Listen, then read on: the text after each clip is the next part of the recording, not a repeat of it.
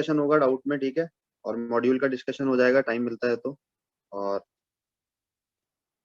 तो आपके देखो, एक अपन जो नीट का जो पेपर हुआ है ना कल, उसमें क्या क्या है वो देखते हैं। देखो, किसी ने देखा है ना पेपर? सब लोगों ने एक बार तो नहीं देखा है तो हाँ मैं सर। बता देता हूँ कौन कौन से क्वेश्चंस आप अटेम्प्ट कर सकते थे अब तक, ठीक है। तो एक तो ये वाला क्वेश्चन आया था। Recording in progress. अब आप मेजोरिटी देखो, यूनिट, डायमेंशन एंड मेजरमेंट के 3 सम थे, ठीक है, यानी 12 मार्क्स यहाँ से मिल गए इस बार।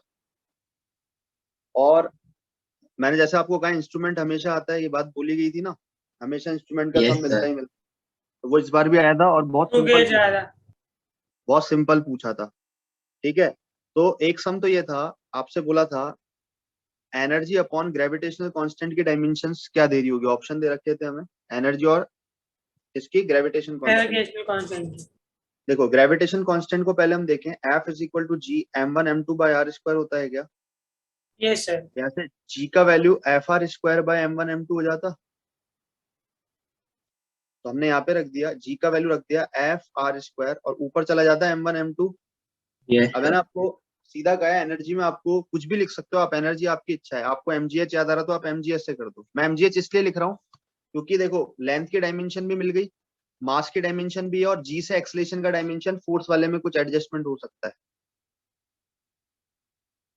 तो फोर्स को क्या लिख सकते हैं, मास इनटू एक्सेलरेशन। क्या, अब देखो, एक लेंथ की डायमेंशन से एक लेंथ की डायमेंशन उड़ गई क्या, आया ना? Yes sir. एक मास की डायमेंशन से मास की डायमेंशन गई, एक्सेलरेशन से एक्सेलरेशन की डायमेंशन गई, तो मेरे पास ऊपर कितना बचा, m स्क्वायर, नीचे बचा r, यानी कि मास की 2 डायमेंशन और लेंथ की -1, t0। ये आंसर था। समझ आई भाई बात? Yes sir. सिंपल था ना? Yes sir. हाँ सर। Yes sir. एक तो ये सम आया था नीट के अंदर, 4 नंबर फ्री के देके गया। और एक सम था जो आपने अभी तक पढ़ा है, आप इसको चाहो तो हाफ mv स्क्वायर भी लगा सकते हो, जिस टाइम पे जो एनर्जी का आपको क्लिक हो रहा है वो लिख दो, ठीक है। एक था कि भाई अगर फोर्स, एक्सेलरेशन और टाइम को फंडामेंटल मान ले तो एनर्जी का डायमेंशन, ये तो शायद एलन के मॉड्यूल के ही सम है। Yes sir. अब आप देखो, लॉजिक से समझो, बच्चे क्या कर रहे थे। एक तरीका तो इसका ये होता है ना भाई, f की पावर x, a की पावर y, t की पावर z। एक तरीका तो ये होता है, यस फोर्स की डायमेंशन लिखते हैं m1 l1 t -2, एक्सेलरेशन लिखता है lt -2, और ये t ऐसा लिखते हैं हम x y z, और यहाँ पर एनर्जी का डायमेंशन m1 l2 t -2। अब इतना बड़ा करने की जरूरत नहीं है, लॉजिकली हमें बात पता है, एनर्जी मतलब कुछ भी हाफ mv स्क्वायर लिख दो, मास इनटू वेलोसिटी का स्क्वायर, ऐसा बनेगा, कांस्टेंट से लेना देना है। अब फोर्स के टर्म में तोड़ना है हमें, तो force is equal to m है, तो f को f बाई a लिखा जा सकता है, m को, यस और वेलोसिटी को लिख सकते हैं at, क्या, एक्सेलरेशन इनटू टाइम। तो देखो, एक a से एक a निपट गया, तो मेरे पास बचा f बाई a और एक t बच गया, यानी कि अच्छा ऊपर एक a बच गया और एक t का स्क्वायर बच गया। समझ आई बात? Yes sir. Yes sir. f a और t का स्क्वायर, ये सीधा आंसर था। सर हम फोर्स इनटू डिस्प्लेसमेंट का भी कर सकते थे ना sir, acceleration into T square हो जाता तो लेंथ आ जाता। सब कुछ कर सकते हो आप, जिससे आपको इजी लगे, जो उस टाइम पे क्लिक हो जाए। तो जनरल मेथड की बजाय ये मेथड से डायरेक्ट हो रहा था तो टाइम बच रहा था ना भाई। एग्जाम में अगर आप करके आ रहे हो f की पावर x, a की पावर y, t की पावर z, तो टाइम बिगड़ता। आ रही है बात समझ? तो बेसिक देखो इतने स्ट्रॉन्ग रखने पड़ते हैं। एक सम था स्क्रू गेज का, पढ़ा होगा सभी ने। स्क्रू गेज के सम में उन्होंने दे दिया था हमें, एक सेकंड में देख लेता हूँ कहाँ पे वो सम स्क्रू गेज वाला। क्वेश्चन नंबर कहाँ गया यार, क्वेश्चन नंबर कहाँ गया, स्क्रू गेज का था एक, वो भी सीधा सम था डायरेक्ट, बिना मेहनत के। कहीं तो था यार, कहाँ गया वो, दिख ही नहीं रहा। सर सिलेबस इतना ज्यादा होता है कि बेसिक्स उड़ जाते हैं दिमाग से कई बार। यही तो तैयार रखना पड़ता है भाई, इसी के तो खेल है। बायो में भी सर ऐसे कुछ था सर, एकदम सिंपल क्वेश्चन थे जो अभी तक हमने पढ़ा था। सारे बेसिक क्वेश्चन नहीं आते हैं वहाँ एग्जाम में, कोई मुश्किल सम नहीं पूछता है आपसे। तो इसमें चलो देख लेना एक बार, स्क्रू गेज वाला भी था, बहुत सिंपल सम था। नंबर मेरे को दिख ही नहीं रहा इसमें, कहाँ गया वो। आया तो था, स्क्रू गेज का डायरेक्ट सम था एक। चलो फिर देखते हैं जो भी है, तो एक वो भी समझ आता। अच्छा इसके अलावा देखो एक और इम्पोर्टेंट सम आया था पता है, लॉजिक से करने वाला। बच्चों ने बहुत ज्यादा उसमें दिक्कत कर दी। क्या बोला गया था? क्योंकि हम 21 है नंबर। 21, हाँ ये रहा देखो 21। Screw gauge gives the following reading when used to measure the diameter of a wire. Main scale की रीडिंग 0 है, तो इसका मतलब हमारे पास रीडिंग का फॉर्मूला होता है main scale reading circular scale reading into least count गया। Yes sir. और लीस्ट काउंट क्या होता है? पिच अपॉन जितना चला है वो सारी बात होती है क्या? अब उसने देखो लीस्ट Yes. काउंट डायरेक्टली देख रखा है आपको, ये तो 0 होने वाला है। हाँ है ना, सर्कुलर स्केल की रीडिंग है 52 डिवीजन, तो 52 तो रहना ही है। लीस्ट काउंट कैसे निकाला है? 1 mm में 100 डिवीजन चलने पर 1 mm बढ़ता है, तो यानी 1/100 गया Yes. सीधा लीस्ट काउंट के डेफिनेशन से। तो यहाँ से सीधा सॉल्व करते हैं और आंसर आ जाता है। समझ आई बात? ये mm में आता है, ध्यान रखना। तो mm में कितना आता है? 0.52 क्या? Yes sir. सेंटीमीटर के लिए एक 10 और आ जाता है, यानी 0.05। तो सिंपल था ना ये भी sum, direct. Yes sir. Yes, sir. Yes. तो देख लो अब सर आप ऐसे इससे ऐसे याद आया सम- था कि एसीटी में तो यूनिट्स एंड डायमेंशंस आए ही नहीं। तो हो सकता है नहीं आया, कोई बात नहीं, आपने पढ़ लिया तो अच्छा है ना। आई मीन हाँ वो भी ठीक है, लेकिन रात से हर वीक रिवाइज करूंगा ये सर। पेपर थोड़ा लेंदी था देखा जाए तो फिजिक्स के पार्ट में। अब ये देखो, जैसे एक दे रखा था कि एक एम मास का ब्लॉक है ना, इंक्लाइन प्लेन स्मूथ है, और इस पे बोला गया था टी इज इक्वल टू 0 से वो चालू हो रहा है गिरना, ठीक है। SN be the distance travel by the block in the interval T is equal to n-1 to T is equal to n। आपसे रेशियो पूछा था एसएन अपॉन एस n+1। देखो अभी तक जो लॉजिक है ना उससे हम समझते हैं, आप घर पे तो करोगे पूरा पेपर सॉल्व, नो डाउट, जब भी जैसा भी आपको टाइम मिलेगा अभी। तो हमें बोला गया था ये निकालना है। मेरे को एक बात बताओ, नीचे गिरती हुई बॉडी का एक्सलेशन जी साइन थीटा होता है क्या? Yes sir. क्या ये कांस्टेंट है क्या? क्या ये कांस्टेंट है? हाँ या ना? कांस्टेंट ही है, डायरेक्शन नहीं है तो कांस्टेंट ही है ना भाई, पीछे डायरेक्शन हो तो Yes, constant sir. लगेगा। तो जी साइन थीटा कांस्टेंट एक्सेलेरेशन है। याद करो काइनेमेटिक्स जब पढ़ाया था, बताया था कि अगर एक्सेलेरेशन कांस्टेंट होता है तो सेम टाइम इंटरवल में डिस्टेंस ट्रेवल जो होता है वो ऑड रेशियो के इक्वल होता है। याद है 1 3 5 7 ऐसा लिखवाया था। Yes sir. यस याद सर, करो काइनेमेटिक्स में लिखा है तो यस आपकी कॉपी के अंदर यस है कि एक्सेलेरेशन जब कांस्टेंट हो तो डिस्टेंस ट्रेवल होता है 1 3 5 7 9 इसके रेशियो में। बहुत सारे सम किए थे हमने, याद है? Yes sir. यानी कि ऑड मल्टीपल, देखना आपकी कॉपी के अंदर ऑड मल्टीपल होता है, ये सब दिखाया था डिस्टेंस ट्रेवल। तो जब n टाइम होगा तो ऑड मल्टीपल 2n-1 होगा क्या? है ना? और n+1 होगा तो n की जगह n+1 रखोगे, 2n-1 अपॉन 2n+1 बनेगा क्या? तो जो बच्चे प्लस वन कैलकुलेट, कैसे टू एन बनेगा ना सर। नीचे n+1 है ना हाँ n की हाँ जगह। हाँ, मैंने वो 2n+1 साथ में देखा। बात समझ आई? तो अब आप देखो, जो बच्चे नॉर्मल मेथड से करने गए, एक तो टाइम बिगड़ा, कम से कम 2 से 3 मिनट गए। और जिनको लॉजिक याद था कि यार ठीक है ये तो डायरेक्टली हमें पता है एक्सेलेरेशन कांस्टेंट है तो डिस्टेंस ट्रेवल ही होता है, तभी तो बोलते हैं नोट्स को बहुत बेसिक से पढ़ो। तो देखो सीधा हो जाता है क्या सम सॉल्व? Yes sir. ऐसे ऐसे सम आए थे बताओ। तभी एक स्टूडेंट है कांदीवली सेंटर से, उसके 630 स्कोर आ रहा है, 630 से 628 आ रहा है अभी, इस वाले जो अभी नीट हुआ है। बाकी देखते हैं क्या रिव्यू रहते हैं अभी आगे, लेकिन ये इस बार 600+ मार्क्स हैं, वो अच्छे मार्क्स माने जाएंगे, ध्यान रखना।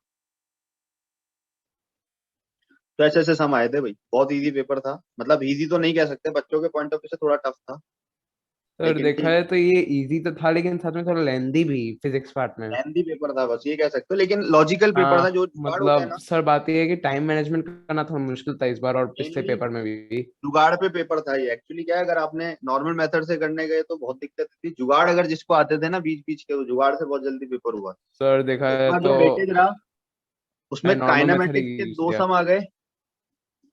इस बार काइनेमेटिक्स के 2 सम आ गए, और काइनेमेटिक्स में आप देख रहे हो प्रोजेक्टर वोजेक्टर सब छोड़ के नॉर्मल बेसिक पूछा है उसने, बिल्कुल बेसिक। कार 0 से स्टार्ट हो रही है, यस एक्सीलरेट हो रही है, ये सब बिल्कुल बेसिक, जिसमें इक्वेशन ऑफ मोशन यूज करनी थी। 2 सम ऐसे आए। इसके अलावा यूनिट एंड डायमेंशन से हमारे पास 3 सम निकल के आ गए। अब इसका मतलब मान के चलना नेक्स्ट ईयर जो पेपर आएगा, नेक्स्ट ईयर जो पेपर आएगा, इस बार 60% 12 था, वेटेज 60% 12 का डाल दिया, 40% 11 कर दिया, मतलब 12 को ज्यादा मेहनत अहमियत दे दी इन्होंने। 12 के क्वेश्चन भर भर के थे। तो तो अगर आप 12th के नोट्स देखोगे, या जैसे अगर बात करें तो ये सब भी तो अपने नोट्स के है ना, यूडीएमबी और काइनेमेटिक्स की जो सम है, तो Yes, sir. मोर और लेस नोट्स की Yes, तो हुए, वही sir. वैल्यूज बदल के चीजें दे दे तो Yes. क्या हो गया, करे हुए तो है ना सम, ऐसा तो है नहीं कि हुए ही नहीं है। तो ये सम डायरेक्टली वहीं से है। ऐसे 12 के तो मोस्टली सम जो बता रहा हूँ ना मैं, सीधे अपने इसके अंदर थे, नोट के अंदर सीधे, वेट डेटा भी चेंज नहीं हुआ है, डेटा तक चेंज नहीं हुआ है, डायरेक्टली सम्स थे जो दे वो दे रखे थे और वही एग्जाम में छप के आए। लेकिन बच्चों के साथ प्रॉब्लम क्या हो गई, उनका बायो इस बार 1 घंटा ले गया। आपके साथ भी हुआ होगा, कल आपने नया पैटर्न दिया, आपके बायो में टाइम गया होगा। Yes, sir. Yes, sir. Yes, sir. आपने कल नया पैटर्न फॉलो किया है, इन बच्चों के लिए भी नया पैटर्न था, आपका बायो 1 घंटा ले गया होगा। जैसे जैसे अलग अलग सेक्शन आए ना, तो अब तक आपकी प्रैक्टिस होती थी, एक साथ सिंगल सम दिखते थे, लेकिन अब आपको मल्टीपल चॉइस दिखी तो टाइम बिगड़ा, देखने में टाइम बिगड़ा, ऐसा मान इसका लो। बायो में भी बहुत टाइम लग गया। अगर बायो 1 घंटा बायो में ले तो जाता है टाइम ना, लगा ही, यूजुअली बायो फिजिक्स में में फिर भी कम बहुत लगा लगता है। था। बायो 1 घंटा ले गया तो हाँ, आपकी फिजिक्स में ऑलरेडी प्रेशर क्रिएट होगा, ये मान के चलना आप। तो Yes, इस बार sir. बच्चों के Yes, साथ वही sir. हुआ है। इस बार बच्चों के साथ प्रॉब्लम क्या हुई, उनका बायो 1 घंटा से ज्यादा ले गया, 1 घंटा प्लस ही था, मतलब कम में नहीं कर पाए वो। जैसे ये टाइम ले गया, उसके बाद फिजिक्स के पोर्शन पे आए। अब फिजिक्स में 2 सेक्शन होते हैं भाई, एक सेक्शन ए, सेक्शन बी, इस बार से वो चालू कर दिया। तो इसमें 35 थे और इसमें शायद 15 सम रहते हैं, ऐसा कुछ था। अब जब Yes, बच्चे sir. इसको करने गए, इसमें दे दिए कैलकुलेटिव सम, इसमें दे दिए कैलकुलेटिव सम। अब पहली बात तो, जब फिजिक्स के लिए 1 घंटे से कम का टाइम बचता है ना, जैसे 50 मिनट्स ऐसे टाइम रह जाता है, तो पहली बात तो आपकी प्रेशर वहीं क्रिएट हो जाता है, सॉल्व करते हुए आंसर गलत आता है। वो तो इतना है। बड़ा प्रेशर क्रिएट हो जाता है, ये आपको याद ही Yes, नहीं sir. रहता वैसे कि हमें सर ने यूनिट डायमेंशन के सम गलत कर दिया। तो आप सोचो यूनियम के सम गलत हो जाते हैं, आप वो नहीं क्लिक होते उस टाइम पे। ये तो ये सब सब टाइम में ठीक ही नहीं होता फिर। ये चीज तो मल्टीपल चॉइस बचा है, वो भी करना है, ऐसा एक प्रेशर बन हमें जाता कुछ है। ये रीड पता भी लगा, करना है। तो इस बार मैंने कल फिजिक्स से पहले शुरू किया था। के आसपास बचे थे फिजिक्स वाला इस बार जितने भी एसीटी हुए ना नए पैटर्न पे, चाहे 12th वाले के हुए हो या आपके हुए हो, उसमें सबके साथ मेरे को एक प्रॉब्लम ये सुनने में आई है कि उनका पेपर छूट गया फिजिक्स का, जो मुझे सुनने में आया, क्यों फिजिक्स पूरा मेरा ही भी नहीं कर छूटा है। मेरा भी। जो मेजर रिव्यू निकल के आया वो ये है कि बच्चों से फिजिक्स पूरी नहीं हो पाई लास्ट के 1 घंटे के अंदर। वो इसीलिए हुआ है क्योंकि आपका टाइम ले गया ये। तो आपको पेपर से क्या सीखने को मिला कि भाई अगर नया पैटर्न हो या पुराना पैटर्न, पहली चीज बायो को जल्द से जल्द करना है ना। बायो Yes, जल्दी sir. रखना है सर। तो सच में बोलूँ तो फिर मेरा जूलॉजी पार्ट तो हार्डली 10 मिनट में हो गया था, लेकिन ज़ूलॉजी बॉटनी को पार्ट बॉटनी तो में टाइम बहुत ले टाइम लिया लगा। मेरा भी बॉटनी बॉटनी में में क्या लगा है? बॉटनी सबसे पहले किया तो बहुत Confused टाइम लगा। दे रहे थे बट लेकिन जिस बच्चे फिजिक्स में के तो आधा टाइम लग गया। जिस बच्चे के 630 मार्क्स आए, वो मान के चलना उसने जो बायो निपटा दी थी ना कल, वो 30 मिनट के अंदर कर दी थी। इसलिए वो फायदे में रह गए कि फिजिक्स में वो थोड़ा बहुत कर पाई कैलकुलेशन फ्री माइंड से। मेरा तो तो फिजिक्स बस में बहुत इसीलिए उसके मार्क्स आए, अदरवाइज तो वो भी 600 से नीचे चली जाती। दिक्कत यही था और इस बार जो पूरी लड़ाई थी वो टाइम मैनेजमेंट की थी इस पूरे नीट के पेपर में। Yes, हुआ sir. क्या, नया पैटर्न था, बच्चे जल्दबाजी के चक्कर में प्रिज्म के सम गलत कर रहे हैं। ये वाला सम जो आया था प्रिज्म का ना, ये मैं आपको सीधा दिखा दूंगा नोट्स के अंदर। अभी मतलब जब ऑप्टिक्स में पढ़ा रहा हूँ अभी इस बार वाले 12 को, तो 3 दिन पहले ही करवाया, ऐसे पहले वाले बैच को ही पढ़ाया था। और उनको चिल्ला के बोला था कि नॉर्मल इंसिडेंट जब भी आएगा ना वो इंपॉर्टेंट है, एक सरफेस में नॉर्मल इंसिडेंट। इन्होंने तो फिर भी बहुत लल्लू सम पूछ लिया। मैंने तो ये भी बताया, इसमें तो क्या था, रेस बाहर जा रही थी तो सीधा स्नेल्स लॉ लगा के हो गया। मैंने तो ये सिखाया कि रे यहाँ से अंदर मुड़ेगी ना, वो देखना भी है। तो एक तो ये चीज अब समझ आ गई है आपको कि बहुत ज्यादा टफ तो पढ़ना ही नहीं है। पहली बात, नीट के लिए यस फिजिक्स में आपके बेसिक अच्छे होने चाहिए। आपको बहुत ज्यादा टफ लेवल करने की कोई नीड नहीं है, पूछ ही नहीं रहा है कोई। देख रहे हो आप, एनएलएम दूर दूर तक नहीं आया इस बार नीट में, देखा होगा आपने। Yes, sir. मतलब मॉड्यूल करके हाँ, पढ़ेंगे तो ज्यादातर भी तो चल जाएगा फिजिक्स ना। फ्रिक्शन क्वेश्चंस आए ही क्या नहीं। कह रहे हो? सब प्रिपरेशन के लिए सिर्फ मॉड्यूल करेंगे और रेस तो वो बहुत ज्यादा हो है, जाएगा ना।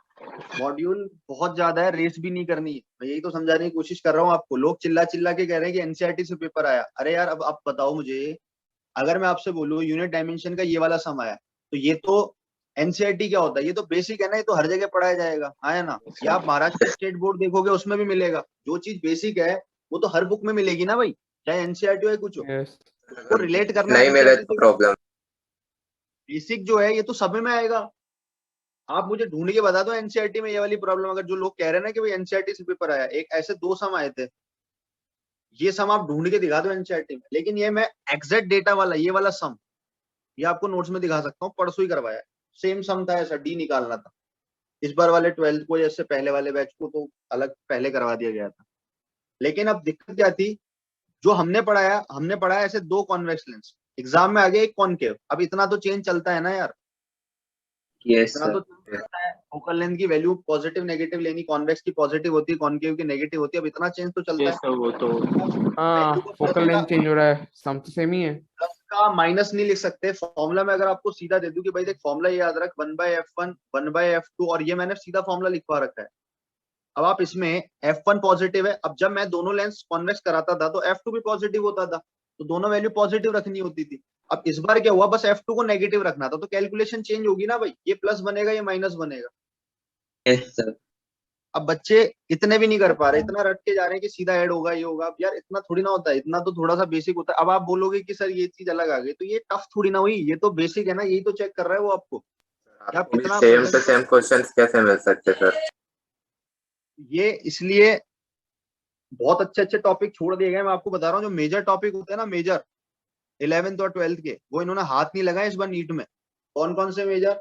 11th में अगर आप देखोगे तो साउंड्स एंड वेव करके टॉपिक है आपका, लास्ट ही लास्ट, उसको इन्होंने हाथ नहीं लगाया। सेंटर ऑफ मास को इन्होंने हाथ नहीं लगाया। इन्होंने एनएलएम को कहीं तक हाथ नहीं लगाया। पुली सिस्टम एक भी सम बता दो आपको दिख जाए तो, एक भी फ्रिक्शन पुली सिस्टम कहीं भी दिख जाए बहुत तो? कम है। है ही नहीं, बहुत कम क्या, है ही नहीं।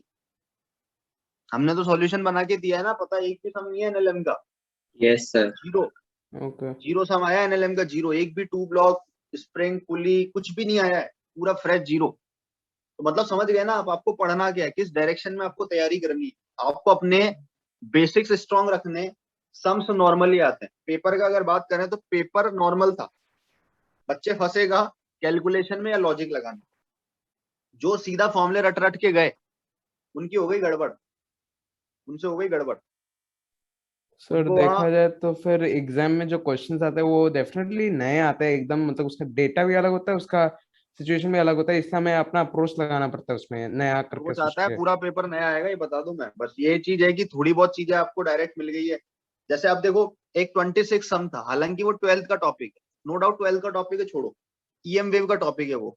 लेकिन जब हम पढ़ा रहे होते हैं ना तो हम ये बताते हैं, जैसे ये velocity of speed x direction में उन्होंने दी हुई, ठीक है, या आई कैप है। अब ई और बी पूछा गया था। जनरली ईएम वेव के लिए एक कंडीशन होती है कि इलेक्ट्रिक फील्ड और मैग्नेटिक फील्ड परपेंडिकुलर होता है, साथ साथ यस ई क्रॉस बी जो होता है ना, वो वेलोसिटी का डायरेक्शन देता है। तो अब या तो क्या करो, यस जो 4 ऑप्शन थे ई और बी का क्रॉस करो, लेकिन उससे अच्छा ये है ना यार, दोनों परपेंडिकुलर है तो E dot B zero check कर लो। ई और बी आपस में यस परपेंडिकुलर रहते हैं, कंडीशन होती है। तो ये हो तो वेक्टर का सम गया ना, ये बेसिक बता दिया बस वहां पर ईएम वेव में। लेकिन सर, ये करना तो तो बच्चे को बेसिक यही मैथ्स था, हो गया। ई डॉट बी चेक करना था किसमें जीरो बन रहा है, 4 ऑप्शन, ये सम था। तो ऐसे बहुत ज्यादा जुगाड़ सम आए थे। एक सम आया था एफ इज इक्वल टू, कहीं डिफाइन था क्यू वी क्रॉस बी, ठीक है, नो डाउट ये फोर्स डिफाइन होता है, ये तो आप भी कर सकते हो, आपको नहीं मतलब है किस चैप्टर में, लेकिन मैं आपको सीधा बोलूं कि फोर्स होता है क्यू वी क्रॉस बी। उन्होंने वेलोसिटी का वेक्टर बना के दे रखा है 2i + 4j + 6k, और बी वेक्टर आपको दे रखा है। जैसे मैंने आपको टॉर्क बताया था ना, भले टॉर्क डिफाइन नहीं किया, लेकिन टॉर्क निकाल तो सकते हो आर क्रॉस एफ करके। Yes, sir. यस Yes, वैसे sir. मैं आपको बोलूं कहीं पर फोर्स की डेफिनेशन ऐसी दे रखी है और बोला हुआ है Q1 है, तो इसका मतलब, और फोर्स का वेक्टर दे रखा है, अच्छा बी नहीं है, ये फोर्स का वेक्टर है, और आपको बोला है Q1 है, आपसे बोल रहा है बी निकालो। तो आपका टारगेट क्या होगा, आप लिखोगे तो यही ना, वी क्रॉस बी कैलकुलेट करके आओगे, आई जे के ऐसे करके, आया ना। Yes, sir. यहाँ पर Yes, इसकी sir. वैल्यू 2, इसकी वैल्यू 4, इसकी 6, इसको बी एक्स, इसको बी वाई, इसको बी जेड मानोगे ना, Yes, sir. ऐसे करोगे। अब इसको इक्वल कर दोगे फोर्स वेक्टर के, तो इसमें भी वेक्टर क्वांटिटी आएगी, क्योंकि क्रॉस प्रोडक्ट से क्या मिलता है हमेशा, वेक्टर, वेक्टर क्वांटिटी। Vector. और ये भी वेक्टर है, कंपेयर करके एक्स वाई जेड आ जाएगा। Yes sir. अब ये तो था लेंथी मेथड, अब बच्चे करने के क्रॉस प्रोडक्ट उनका लग गया 2 से 3 मिनट, कंफर्म है, लगता है सबका लगेगा। अब आपको, अब यही तो चीज सीखनी थी। एक्चुअल में क्या होता है, जब ये चैप्टर पढ़ाया जाता है तो ये हमेशा सिखाते हैं कि जो लॉरेंस फोर्स होता है, इसको लॉरेंस फोर्स बोलते हैं, ये परपेंडिकुलर होता है वेलोसिटी के, परपेंडिकुलर होता है फील्ड के। बच्चों को क्या करना था, जो 4 ऑप्शन में बी वेक्टर बना हुआ था, 4 ऑप्शन में बी वेक्टर आया था, फर्स्ट सेकंड थर्ड फोर्थ, सब में बी वेक्टर बना हुआ था। फंडा क्या कहता है, अगर जिसको ये टेक्निक याद थी कि यार ये तो बताते ही है कि फोर्स परपेंडिकुलर आता है बी के, तो इन दोनों में से इनका डॉट प्रोडक्ट जीरो चेक कर लेता हूँ बैठे बैठे बस, हाँ है ना। Yes Yes, sir. sir. Yes, sir. Condition ये रहती है कि भाई फोर्स जो है परपेंडिकुलर, यही तो 12th का नया पोर्शन है, बाकी तो 11th वाली करते हैं ना वी क्रॉस बी से, लेकिन यस इतना बड़े वी क्रॉस प्रोडक्ट करने में फिर कंपेयर करने में टाइम भी तो बहुत जा रहा है, कैलकुलेशन भी तो बहुत जा रही है। अगर लॉजिक ये याद है, ये तो पढ़ाते ही है कि 12th में बताते हैं भाई फोर्स वेलोसिटी के परपेंडिकुलर है और फोर्स बी के भी परपेंडिकुलर रहता है। तो क्या करना था, 4 ऑप्शन में सीधा एफ डॉट बी 0 करना था। इसका मतलब डॉट प्रोडक्ट के समझ रहे हो, 2 सम आ गए, था क्रॉस लेकिन डॉट से हो। तो ऐसी बेसिक चीजें जो है ना, यही पूछी जा रही है। देख लो अब आप लास्ट के 3 ईयर से अब बच्चों की क्या थी, थोड़ी सी दिक्कत ही हो गई कि उन्होंने लास्ट 2-3 ईयर के पेपर उठाए, पेपर अभी भी उसी पे बेस्ड था। अगर कोई बोले ना कि लास्ट ईयर के पेपर से बहुत अलग आ गया, तो अलग नहीं था भाई, बेसिक पूछा उन्होंने, तो उन्होंने तो बहुत बेसिक पूछ लिया। हाँ मैं मान सकता हूँ इफेक्टिवली 5 सम बहुत गंदे थे, जो बच्चों से नहीं हिले होंगे एक बार में देख, जो 5 सम्स होते हैं। लेकिन गड़बड़ी क्या रही है, एनएलएम से कुछ नहीं आया, फ्लूइड के नाम पे कुछ नहीं आया, है ना, एक प्रॉपर्टीज ऑफ मैटर के नाम पे कुछ नहीं आया। चैप्टर बता रहा हूँ जो मेजर छोड़ दिए। एक अगर हम बात करें इधर से सेंटर ऑफ मास से कुछ नहीं आया, वर्क पावर एनर्जी का एक सम था, एक सम चलो मान लेते आ गया, एनएलएम से कुछ नहीं आया। और इधर हम बात करें 12th में वेव ऑप्टिक्स, इतना बड़ा टॉपिक, उधर से कुछ नहीं आया, है ना, और साउंड एंड वेव से कुछ नहीं आया। इसका मतलब 1 2 3 4 5 6 चैप्टर 11th के वेस्ट कर दिए। समझ गए ना आप बात, सर 6 मुझे चैप्टर देख 11th के के ही वेस्ट कर मतलब दिए। चक्कर आ रहा है। ये काम उन्होंने किया है, तो मतलब समझ रहे हो, वो कहने को मतलब ये है कि अब वो आप सिलेबस को ज्यादा मैटर नहीं करता है, चीजें ये आती है कि आप कितना सीख रहे हो। यूनिट एंड डायमेंशन मैं लिटरली और बता हर रहा हूँ, एक जो चैप्टर को लीडर, इक्वली वेटेज देना पड़ेगा ऐसे। सबको आपको सीरियसली बेसिक पे जाके पढ़ना पड़ेगा, कहीं से कुछ भी आ सकता है, एक चैप्टर से मल्टीपल क्वेश्चन भी हो सकता है। समझ आ रही है बात, सर जैसे तो कि इस बार इसका मतलब इन दी एंड तो हमें बायो में ही ज्यादा फोकस करना पड़ेगा। जैसे इलेक्ट्रिसिटी में इस बार 4 सम दे दिए, कभी नहीं सोचा था किसी ने, और सिर्फ कैपेसिटर का एक सम था। अब सोचो, और एक इलेक्ट्रो का सम था, यानी कि 6 सम टोटल इधर से आ गए बेसिक से ही। 12th के स्टार्टिंग के 3 यस चैप्टर कभी नहीं सोचा जाता, सोचा हमेशा आता है कि इलेक्ट्रिसिटी के 2 सम आएंगे, लेकिन इस बार 4 आ गए। समझ रहे हो ना, वेटेज एकदम से जंप कर दिया उन्होंने, यानी किसी एक चैप्टर को वेटेज कम देते हुए दूसरे में रेशो बढ़ा दिया। तो ऐसा बहुत होता है।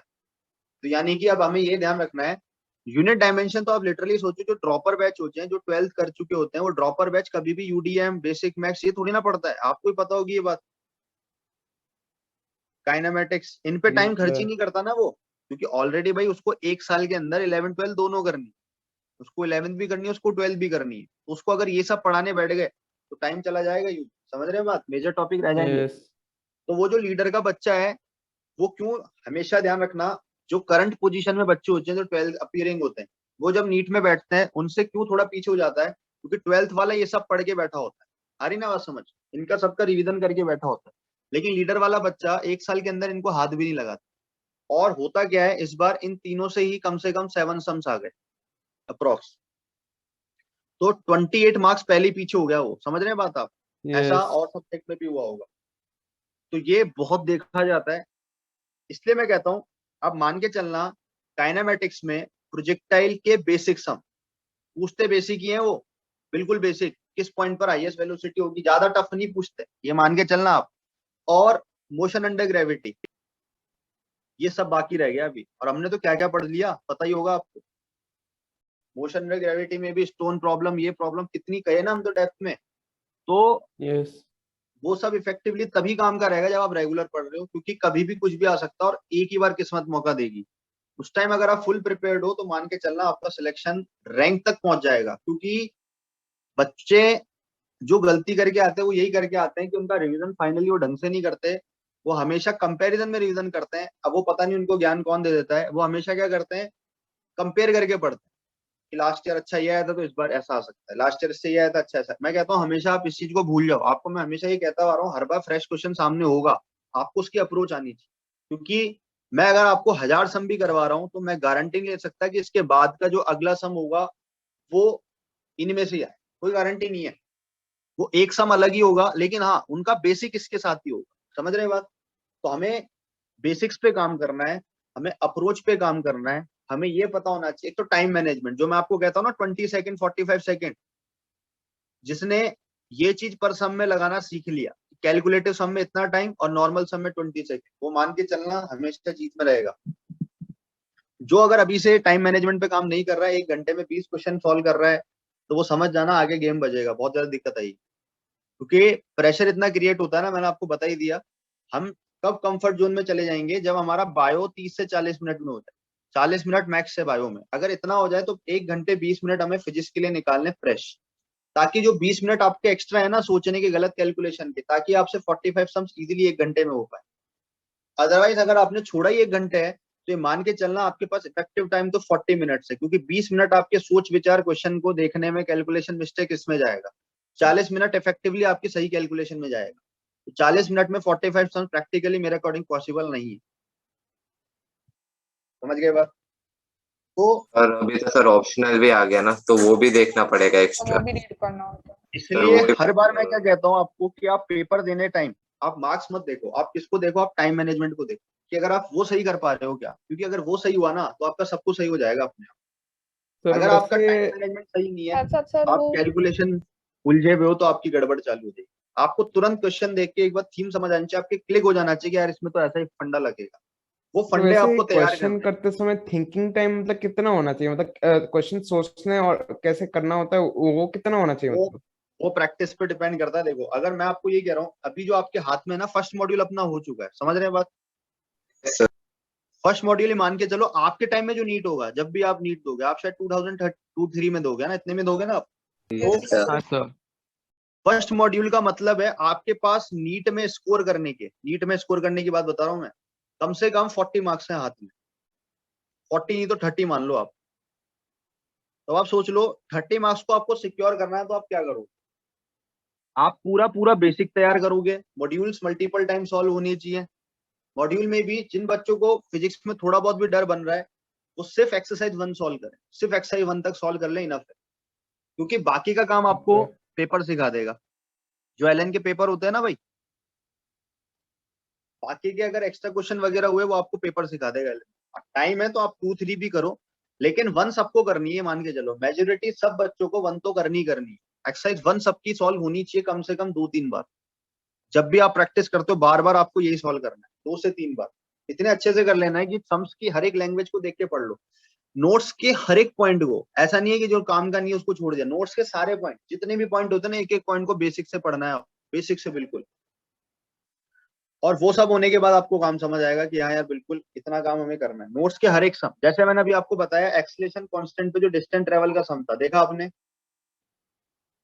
उसका रेशियो पूछा था SN/SN+1, अभी जो हमने किया वो, अगर आप जिस बच्चे को ये पॉइंट याद था, वो कितना जल्दी इसको आंसर कर सकता था। मैंने तो शायद आपको डिस्टेंस रेशियो और डिस्प्लेसमेंट NH सेकंड का इनका वो भी निकलवाया हुआ है, डिस्प्लेसमेंट N सेकंड और Yes, displacement sir. NH second का रेशियो भी बताया हुआ है। जिनको ये बेसिक के फंडे याद है ना, वही काम अच्छे से कर सकते हैं भाई, ये मान के चलना आप। तो ये सारी जो चीजें है ना, ये पढ़ के रखनी है, इससे फायदे डबल है। डबल फायदा ये, एक तो 10 सेकंड में सम हो गया, तो बाकी के न्यूमेरिकल में टाइम बचा। अदरवाइज क्या होगा, कैलकुलेशन करोगे, मान के चलना कैलकुलेशन पे अगर आप करने बैठे ना, तो 2 से 3 मिनट आपका जाता है हर सम पे, ये मान के चलना आप। अगर आपने सिर्फ पेन चला दिया ना किसी भी सम में और आपने लिखना चालू कर दिया U0, तो आपका कम से कम 2 से 3 मिनट वेस्ट होने वाला है। और एक सम पे अगर आपने 2 मिनट भी लगा दिए, तो ऐसे कम से कम 30 सम तो होते हैं कैलकुलेटिव, ये तो मानते हो ना आप? 30 सम तो कैलकुलेटिव होते, तो 60 मिनट्स तो आपके यही बर्बाद हो गए। तब आप सोचो कितना ज्यादा फ्रस्ट्रेशन बन जाएगा, कितना प्रेशर क्रिएट हो जाएगा एट टाइम। सर ये तो कल ही हुआ एग्जैक्टली। यस ये चीज सर। आपको, इसलिए मैं कहता हूँ पर सम घर पे बैठ के यही सोचा करो, पेपर होने के बाद भी जब घर पे पेपर सॉल्व करते हो, तो कोशिश ये क्या करो कि यार अब मुझसे ये 45 सेकंड, क्योंकि जिसने टाइम बचाना सीख लिया ना वही जीतेगा। नहीं, सारी लड़ाई टाइम की है। जो जितना मिनिमम टाइम ले सकता है सॉल्विंग में, उसके पास उतना ही एक्यूरेसी पे जाने का चांस ज्यादा होगा। जितनी एक्यूरेट पे आपको एक्यूरेसी पे जाना है, उतना ही आपको क्या करना है, पेपर को रीसॉल्विंग करते टाइम, एनालाइज करते टाइम आपको उतना ही टाइम खपाना। क्योंकि देखो होगा क्या एट दी एंड, मैं यहाँ से सिखाता रहूंगा, इसलिए मैं आप लोगों को बोलता हूँ मेजोरिटी आप गिर पढ़ के सीखो, समझो, गिर पढ़ के सीखो, फिर हेल्प लो। क्योंकि होता क्या है ना, अभी आप खुद सोचो, हमारे पास सिर्फ 3 मॉड्यूल है ना करने को, सिर्फ 3 मॉड्यूल है करने को 11th में। अब उसमें से फर्स्ट मॉड्यूल तो हो गया ऑलमोस्ट, पूरे खत्म है फर्स्ट मॉड्यूल। अब हम अगर जिसने बच्चे ने फर्स्ट मॉड्यूल में भी ऐसा किया हुआ है कि यार हर एक चीज टीचर से पूछ के गूगल से कर करके कर ली, तो उससे हुआ क्या, वो सीखने वाला पोर्शन है ना वो कम हो गया। हमें जो फर्स्ट मॉड्यूल है इसको पूरा टाइम देना है, इसको 12th एंड तक खींचना है, आपको ही पता होगी ये बात, 12 एंड तक खींचना है इसको। ऐसा थोड़ी ना अभी करके रख दिया तो बाद में नहीं पढ़ोगे, ये 12 एंड तक आपका चलना चाहिए, 12th के एंड तक ये काम होना चाहिए। अभी स्पीड में करते हैं नो डाउट, लेकिन हमें ये काम 12th के एंड तक इसको खींच के ले जाना है, बार बार बार बार बार। समझ आ रही है बात? तो उतने मल्टीपल टाइम करने के लिए आज आपका अच्छे से सीखा हुआ होना बहुत जरूरी है। आज आपके कम से कम क्वेश्चंस ऐसे होने चाहिए कि 4 से 5 बार देखे हुए होने चाहिए, क्योंकि जो क्वेश्चंस अगर आपके डायरेक्ट देखे हुए अगर आ गए, मैंने कहा ना क्वेश्चन पेपर में अगर पेपर में क्वेश्चन आता है और डेटा भी नहीं बदलता है, तो 4 से 5 बार अगर आपने रिवाइज किए हुए नोट्स और मॉड्यूल को, तो आपको चीजें याद ही हो जाएंगी। और चीजें याद हो जाएगी तो मान के चलो अगर आपने 5 सम भी 1-1 सेकंड में कर दिए जो सिर्फ डायरेक्ट से, तो आपका काम आसान हो जाएगा। इसलिए आप प्रायोरिटी देना, एक तो प्रोजेक्टाइल मोशन में हाइट, रेंज, ये सारे फॉर्मूलेस बार बार लिख के प्रैक्टिस कर लेना भाई। मोशन अंडर ग्रेविटी, बलून में से स्टोन को प्रोजेक्ट करना, ये सारे प्रॉब्लम पे टाइम ले लेना अच्छा खासा। टेंशन बनाना, simple pulling problem, string constant और ये सब, ये सारी चीजें अच्छे से सीख लेना, क्योंकि आने वाले टाइम में यही टॉपिक इंपॉर्टेंट रह गए। इस बार नहीं आया नो डाउट, लेकिन आगे आएगा। आपको मैं बता दूं, बायो की एक एक लाइन एनसीईआरटी से आई है सीधे उठ के, एक एक लाइन छपी है बायो की एनसीईआरटी से, कुछ भी बाहर नहीं दिया उन्होंने उससे। केमिस्ट्री का पेपर जो था वो 70% एलएन के मॉड्यूल से था, 70% एलएन के मॉड्यूल में जो था वही एग्जैक्टली पेपर के अंदर आया। तो ऐसी चीजें बहुत होती है, इसलिए भाई ये मान लेना इस बार पेपर ने ये सिखा दिया, जितने भी सोच विचार जो होते हैं वो सब खत्म है। जो हम सोचते हैं ऐसा होगा वैसा होगा, वो सारी चीजें खत्म है। आपको करना बेसिक है, बेसिक अच्छा रखना है। सम्स के लेवल बहुत ज्यादा हाई पे नहीं खाना है, आपको भागना नहीं है, क्योंकि खुद आपको पता है, आपने आज तक अभी तक काइनेमेटिक्स मुझसे पढ़ लिया ना भाई। आपको मैंने यही कहा था कि हम नीट में देखेंगे, नीट में काइनेमेटिक्स का सम आप खुद देख लो क्या है, बहुत बेसिक आया है कि नहीं आया? बिल्कुल बेसिक आया है, बिल्कुल बेसिक नॉलेज चेक करिए उसने। सिर्फ इक्वेशन ऑफ मोशन चलाना सिखवाया उसने आपसे कि वेलोसिटी दे रखी है, एक्सेलरेशन दे रखा है, यू निकालो ये निकालो, या रेस्ट से मोशन स्टार्ट हुआ एक्सेलेटेड है, ये सब तो बहुत बेसिक से पूछा है ना सम उसने। अब ये वाले सम आ सकते हैं, साइकिल है, बस है, इसको कितने टाइम में ओवरटेक करेगी, 8 और 12 सेकंड, जिसका आंसर आता है याद होगा आप सब लोगों को। Yes sir. Yes, sir.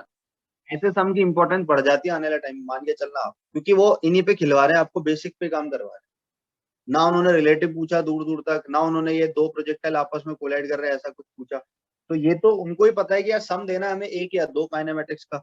अब वो बहुत ज्यादा टफ सम तो दे नहीं सकते, वो उस पर मजबूर है कि वो बिल्कुल ही टफ घुसा दिया अंदर एग्जाम में, नहीं ऐसा नहीं होता है। बेसिक पे आते हैं, टफ करो, लेवल सीखो, आईक्यू लेवल तेज करो, प्रैक्टिस प्रॉब्लम बढ़ाओ, अप्रोच तेज करो, ये सारे काम आपके होंगे। ठीक है, समझ आ गया Yes, सभी sir. को? तो काम बहुत अच्छे से सीख लेना। आपके पास अच्छा मौका था, एसीटी में आपने पूरा फिजिक्स रिवाइज कर लिया होगा, आप घर पे बैठ के उनको बार बार प्रैक्टिस करते रहो, अच्छा टाइम है, अच्छा सीखने को मिलेगा। आ रही है बात समझ? चलो एक सिंपल प्रॉब्लम देख लो, एक हमारी जो छोटी सी प्रॉब्लम बच गई थी, ये भी एग्जाम में डायरेक्ट स्टेटमेंट वाइज आ सकती है, जिसको हम बर्ड केज प्रॉब्लम बोलते हैं। वैसे तो आपको मिली नहीं होगी ना एग्जाम में इस बार, नो Yes, sir. तो ये रेयर होता है, कभी आ गई तो आ गई, लेकिन लिख लो, मान लो पूछ ले बर्ड केज प्रॉब्लम क्या होता है, कैसे क्या सम्स आते हैं इसमें। देखो इसमें क्या क्या सम बनेंगे वो बताया तो मैं आपको। जैसे मान लो ये मेरे पास केज है, केज हम ऐसा बना दे, चल जाएगा सभी को। ये पूछता है किसी बॉय ने इसको पकड़ रखा है तो उसको कितना फोर्स मिलेगा, ये सब यानी कुल मिला के आपको टेंशन कैलकुलेट करनी होती है। ठीक है, कुल मिला के हमें क्या करनी होती है, टेंशन कैलकुलेट करनी होती है। अब इसमें प्रॉब्लम क्या आती है कि जो पैरेट है वो मान लो बैठा हुआ है ऐसे, तो पैरेट जो है या बर्ड जो है वो बैठी हुई है इसके ऊपर, जिसका मास m है और केज का मास कैपिटल M मानते हैं। तो ये हमारे पास केज है, ये हमारे पास बर्ड या पैरेट कुछ भी बोल सकता है वो। ठीक है भाई, तो आपसे बोलता है कि स्टार्टिंग में जब ये इसकी पैरेट जो है वो फ्लोर पे बैठा हुआ है एक क्लोज केज के अंदर, तो बॉय के हैंड ने उसको पकड़ रखा है। ठीक है, तो आपको बोला जा रहा है कि केज का वेट कितना फील होगा, तो जो टेंशन होगा वही फील होगा, टेंशन निकालना है कुल मिला के ना। जब भी इस टाइप के समय बर्ड केज में, तो आपको क्या निकालना है, टेंशन कैलकुलेट करना है। जैसे मान लो अगर अभी ये रेस्ट पे पड़ा हुआ है, बैठा हुआ है, दैट मीन्स रेस्ट पे है क्या, सिटिंग है, आया ना? Yes, sir. Yes sir. तो हम देखो एफबीडी बनाने का ट्राई करते हैं।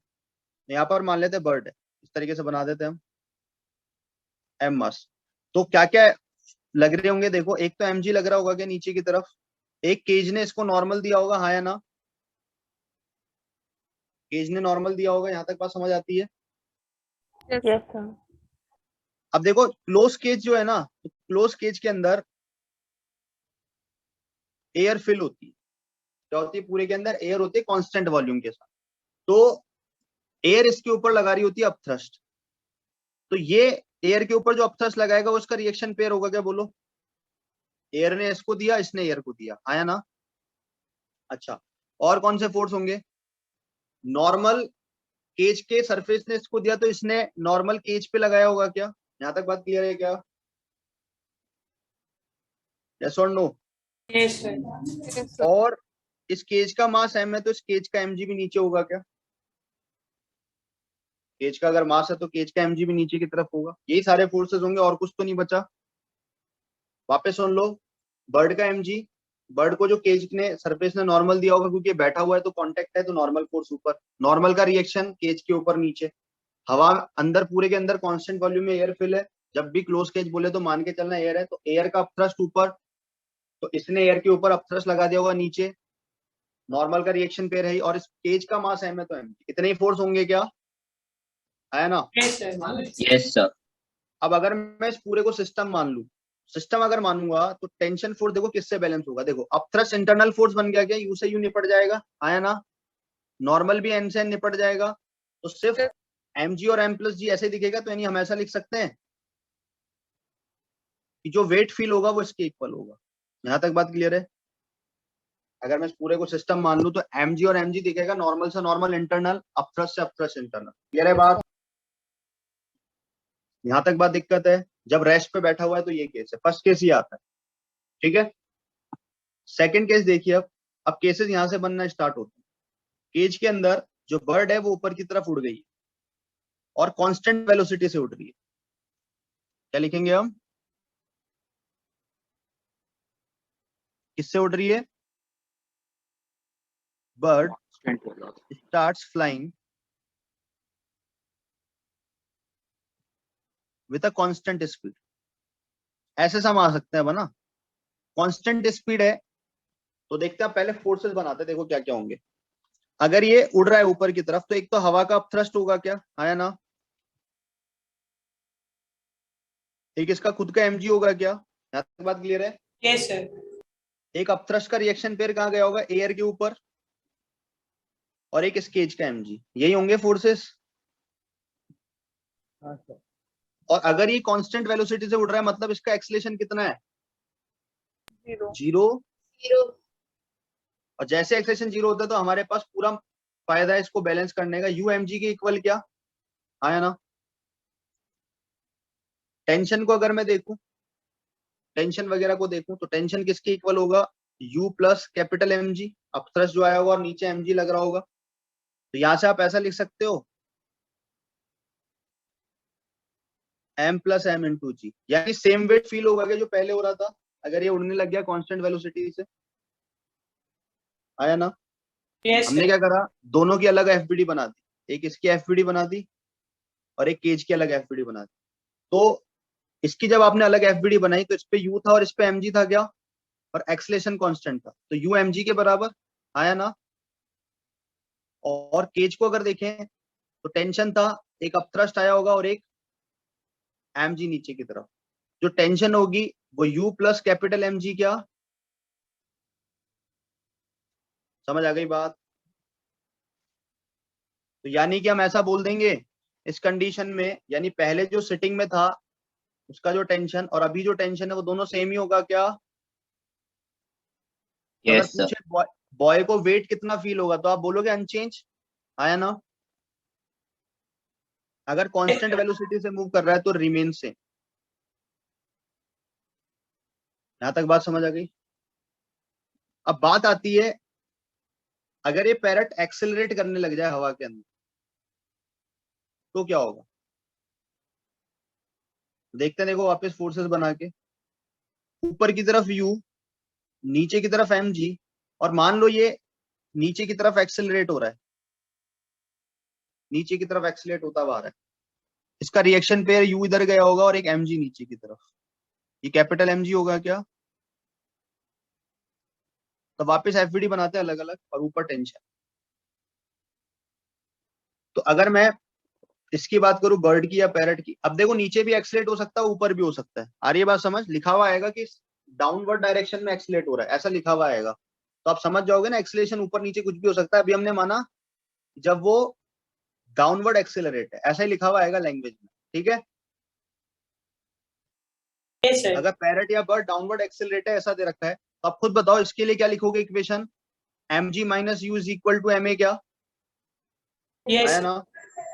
और जब आप केज की एफबीडी बनाओगे तो ऊपर है टेंशन, नीचे है कैपिटल mg और एक है अपथ्रस्ट, तो आप देखोगे tension is equal to u plus capital mg, क्या हाँ या ना? तो यहां से आप u की वैल्यू निकाल लो कितनी बन रही है, mg माइनस ए, क्या mg माइनस ए। अच्छा मुझे एक बात बताओ, लिफ्ट जब नीचे आती थी तो जी इफेक्टिव कितना होता था?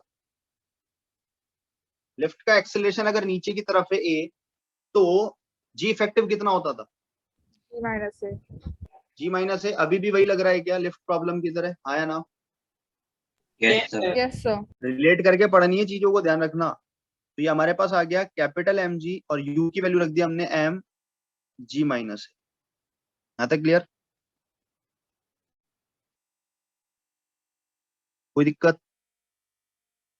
तो टेंशन की वैल्यू आ गई, देखो mg प्लस mg माइनस का m है। इसका मतलब पहले से ज्यादा फील होगा कि कम फील होगा? बताओ। कम फील होगा, क्योंकि देखो ये वाली क्वांटिटी थी ना पहले, तो पुराना वाला तो आया ना, उसमें कुछ Yes, ना कुछ sir. माइनस ही हो रहा है। माइनस होने का मतलब जो है, जो पहले वेट फील हो रहा था उससे कम फील होगा, क्या रिड्यूस हो जाएगा?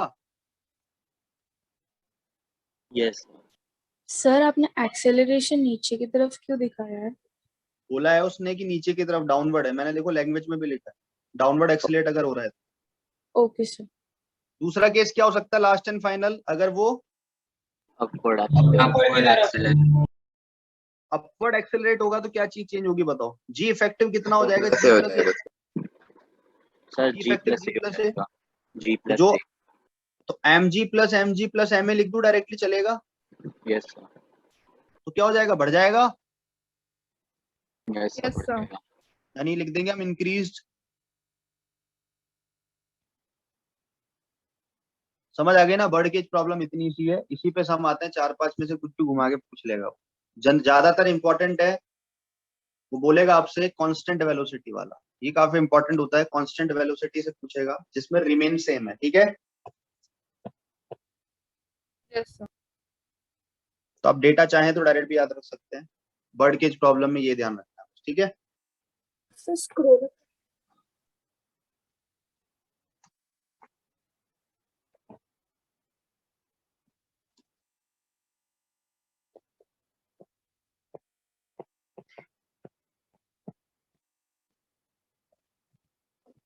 अब देखिए जितने भी चैप्टर अब आगे आने वाले हैं, सेकंड मॉड्यूल पूरा का पूरा एनएलएम पे बेस्ड है।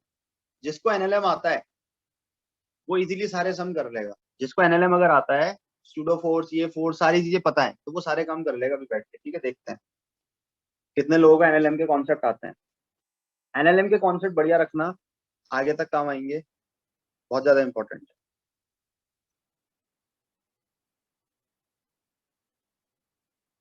समझ आ गया भाई? अगर पैरट बोले, बर्ड बोले, Yes, कुछ sir. भी बोले तो कर लोगे। अगर ऊपर की तरफ एक्सेलरेट है, नीचे की तरफ एक्सेलरेट है, कब कहाँ कितना वेट फील होगा, टेंशन कैलकुलेट करके बता दोगे। तो अगर याद रख लो कांस्टेंट वेलोसिटी के साथ है तो सेम, नीचे की तरफ एक्सेलरेट है तो जी इफेक्टिव जी माइनस है, जैसे लेफ्ट में होता है, आया ना? तो रिड्यूस। अपवर्ड एक्सेलरेट है, जैसे लेफ्ट ऊपर जाती है वैसे इसका एक्सेलेरेशन भी ऊपर अगर हुआ तो जी इफेक्टिव जी प्लस है, तो बढ़ जाएगा, ठीक है। Yes sir. ओरली याद रखना है, ध्यान रखना। नीट में सीधे सम आ सकते हैं इस पे डायरेक्ट। बर्ड केज नाम नहीं देके वो ऐसे ही फंसा देगा बस, कि एक केज है उसके अंदर, या ऐसे बोल देगा लिफ्ट प्रॉब्लम बना के दे देगा, उसके अंदर ऊपर उड़ रहा है नीचे उड़ रहा है, ऐसा कुछ भी दे दिया, ठीक है। क्लोज केज वर्ड वगैरह देके आप चलेगा, ठीक है ना भाई? Sir, आपने एक छोटा सा 11 12 का क्लास लिया था. क्या नहीं मैंने कोचिंग नहीं ली थी नहीं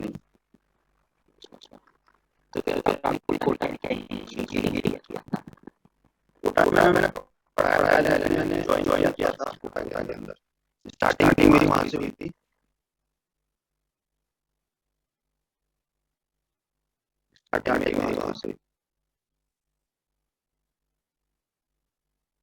सर मैं मतलब बस पूछ रहा हूँ मतलब अभी अगले 2 साल में जब मैंने मतलब हम लोग फिजिक्स एग्जाम करने वाले हैं तो मैं इतने फॉर्मूला अगर एक साल अगर लिखूं तो मतलब कितना कवर हो जाएगा तो वही फॉर्मूला बनाएंगे लेकिन आप वही चीज सिंपली देखो काइनेमेटिक्स में आप इतने फॉर्मूला बनाते हो। फॉर्मूला में तो काइनेमेटिक्स में 5 पेज हो गए बनाया है ना आपने तो उनको ट्रिक से याद होगी आपको इस प्रॉब्लम में कौन सा फॉर्मूला हिट होगा पता फॉर्मूले के लिए लेकिन मुझे पता कौन सा लग रहा है। अब उस पे देखो ना बेसिक आ गया इतने अच्छे फॉर्मूले बना के जाते हैं लेकिन कितना बेसिक पे आया nth वाला n वाला पूछ लिया उसने। तो इसलिए कहता हूँ ना फॉर्मूलेस कहीं काम नहीं आते। फॉर्मूले कुछ भी नहीं होते हाँ लेकिन आप बस लिखो बनाओ जैसे एंड में रिवीजन करने में हेल्प करे आपको फॉर्मूले। तो आप अच्छी प्रॉब्लम के फॉर्मूले लिस्टेड कर लो प्रोजेक्टाइल के पूरे फॉर्मूले बना लो टॉप मोस्ट पॉइंट पर क्या है ना कि हम स्टोन प्रॉब्लम को ऐसे ग्राफ से करेंगे मैक्सिमम हाइट में ग्राफ में क्या होता है एरिया निकालते हैं इसका एरिया क्या देता है ऐसी चीजें लिखो ऐसे बार बार याद करो बार बार।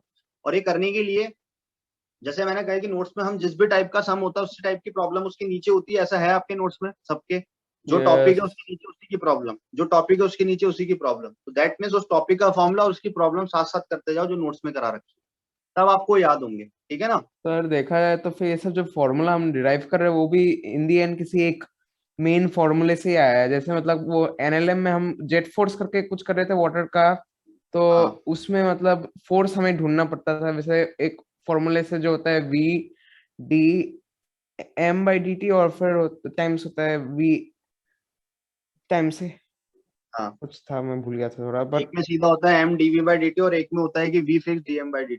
हाँ वो दोनों का एडिशन करके था ऐसा कुछ मैं याद था वो उसके लिए देखो डायरेक्ट फॉर्मूला सम बेस आता है। करके जैसे बने थे। आपको अगर 4 जेट प्रॉब्लम आपने पढ़ ली तो डायरेक्ट सम मिलेगा। अब वो लैंग्वेज में फंसाएगा एक डैम से पानी आ रहा है दीवार के ऊपर जा रहा है कितना फोर्स लगाएगा ये तो वो लैंग्वेज बदल दे लेकिन थीम वही रही। इसलिए हमने टॉपिक डाल दिया वाटर जेट प्रॉब्लम। समझ आई ना बात। यस वो टॉपिक स्पेसिफाई करने का मेरा मीनिंग यही होता है। इसीलिए मैं आपको टॉपिक स्पेसिफाई कराता हूँ कि जब आप घर पे पढ़ने बैठे नोट्स तो आपको प्रॉब्लम क्लियर होगी कि इस प्रॉब्लम में क्या आएगा क्योंकि डायरेक्ट आता है। क्योंकि अगर सम आना है बर्ड केज का तो वो डायरेक्ट आएगा उसमें कोई घुमा के नहीं पूछता। नीट में ये अच्छी बात है। अगर उनको सम पूछना है किसी वाटर से रिलेटेड वॉल पे फोर्सेस निकालना तो वो वाटर जेट प्रॉब्लम इसलिए हमने अलग डाल दिया कि उसी टाइप का होगा सीधा फॉर्मूला चलो। बुलेट वाली प्रॉब्लम में सीधा होगा। समझ रहे हैं ना बात। यस यस इसलिए उन सबको लिख लिख के प्रैक्टिस करो भाई 2 से 3 बार कम से कम उन सब चीजों को क्लियर हो जाए माइंड के अंदर ही क्या करना है। बहुत ज्यादा एक्स्ट्रा करने मत जाना कोई फायदा ये भी नहीं है। वाला। ठीक है सर देखा जाए तो ये जो पुली का जो प्रॉब्लम था जो स्ट्रिंग के साथ इन्वॉल्व किया जा रहा था वो बेसिकली टेंशन ऑफ स्ट्रिंग वाले प्रॉब्लम्स ही थे बस मोशन अंडर ग्रेविटी भी आ रहा है इन्वॉल्व। बिल्कुल सारी चीजें हैं। अब देखो आपने फ्रिक्शन सीखा जैसे मैंने ये ब्लॉक को यहाँ से चला दिया एम वाले ब्लॉक। मैं आपसे बोलूँ कि अगर u इज इक्वल टू 0 से स्टार्ट हुआ है लेकिन इस पे आगे ये जी साइन थीटा तो लग ही रहा होगा पीछे फ्रिक्शन भी लग रहा होगा क्या म्यू इंटू एन फ्रिक्शन भी लग रहा होगा यानी mu into M G cos theta. तो यानी पीछे की तरफ जो एक्सेलेरेशन है वो एक तरीके से म्यू जी कॉस थीटा हो गया क्या। Yes sir. आगे ये पीछे ये ब्लॉक जा रहा है मान लो नीचे तो आप इसका ओवरऑल एक्सेलेरेशन कितना बोलोगे जी sine theta minus mu G cos theta. अब आपसे वो कुछ भी निकलवा ले। यही किया था बच्चों ने अभी जो सम आया था लेकिन उसमें स्मूथ सरफेस तो जी साइन थीटा था।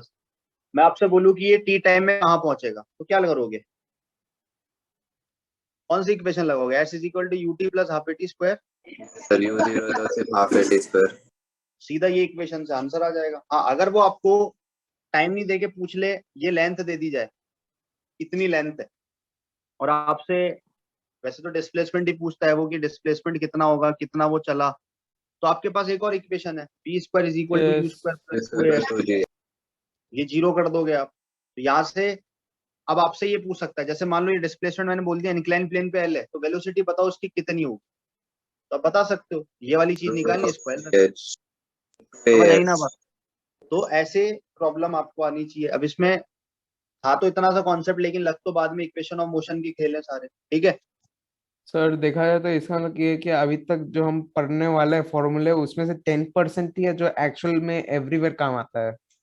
बिल्कुल, मैंने कहा ना आपको, जिस बच्चे को फिजिक्स अच्छी करनी है वो अपना एनएलएम अच्छा कर ले, पीछे के क्या है क्या नहीं वो छोड़ो, वर्क पावर एनर्जी ये सारे टॉपिक जितने भी है वो एनएलएम पे भेज दीजिए। जिस बच्चे को बहुत अच्छे से फिजिक्स सीखनी है उसको सिर्फ एफबीडी आनी चाहिए, ये मैं कहता हूँ।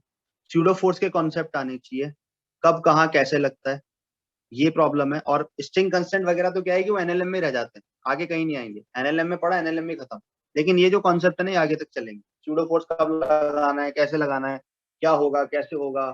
जैसे एग्जाम में पता है ऐसे सिंपल पूछ लेते हैं, कंटेनर है वो रिटार्ड हो रहा है, बोल दिया मान लो आगे की तरफ उसका एक्सेलरेशन, तो सरफेस कहाँ उठेगी, ऐसे ही पूछ लेते हैं वो बस सिंपल सा सम। तो ए इधर है, जी इधर है, तो नेट इधर होगा, ऐसा ही कुछ होगा, नेट सरफेस के परपेंडिकुलर आपकी शिफ्ट हो जाती है ऐसे, तो यहां से ऊपर उठेगा। अगर मान लो रिटार्ड हो रहा है तो एक्सेलेरेशन को आपको अपोजिट में लगाना है। ये तो हमने क्या किया, अभी एक्सेलेरेशन इधर है तो सरफेस कैसी होगी, एम ए नीचे एम जी नीचे, क्या तो सरफेस इस केस में तो ऐसी हो जाएगी। आ रही है बात समझ, सूडो फोर्स लगा के आप इस पे बैठ जाओगे कंटेनर पे, सूडो फोर्स पीछे लगाओगे। लेकिन यही अगर मान लो कैसा होता, रिटार्डेशन का केस होता, तो एम ए आगे लग जाता, फिर सरफेस ऐसे हो जाती, तो जो एक्सेलेरेशन का है उसका अपोजिट सरफेस हो जाती। ऐसे सिंपल सम पूछ लेते हैं, ये फ्लूइड में काम आएगा। इसलिए एनएलएम के एफबीडी ढंग से आनी चाहिए, फिक्स पुली के सम हो गए, ये सारे काम अच्छे से आने चाहिए। ठीक है ना, अभी आप देख ही लोगे, देखो वर्क पावर में स्टार्ट कर रहा हूँ, आपको समझ आ जाएगी इंपॉर्टेंस एनएलएम की। ठीक है भाई, ओके सर। चलिए टॉपिक डालिए वर्क। तो वर्क होता क्या है भाई, force into displacement. Force required to move a particular object by a particular displacement. तो हम देखो क्या करते हैं, फोर्स की डेफिनेशन लिखते हैं। अ फोर्स, या पहले वर्क की डेफिनेशन लिख देते हैं। A force will do some work if there is displacement of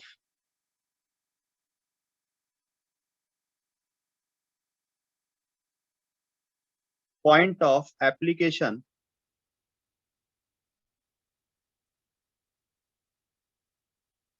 of force in any direction। आप लोगों का रोटेशन का पेपर मैं बनाऊंगा आगे, एक पेपर मुझे बोला है कि बना दो, अदर देन माइनर टेस्ट वाला। आगे कहीं शायद एसीटी है क्या है पता नहीं, सीटी टेस्ट है शायद, पूरा ही आएगा। उसके समय में पहले ही करा देना। नहीं नहीं भाई, मेरा पेपर अलग ही जाएगा, अब देखना आप करना उसको, सवाल अच्छा रहेगा।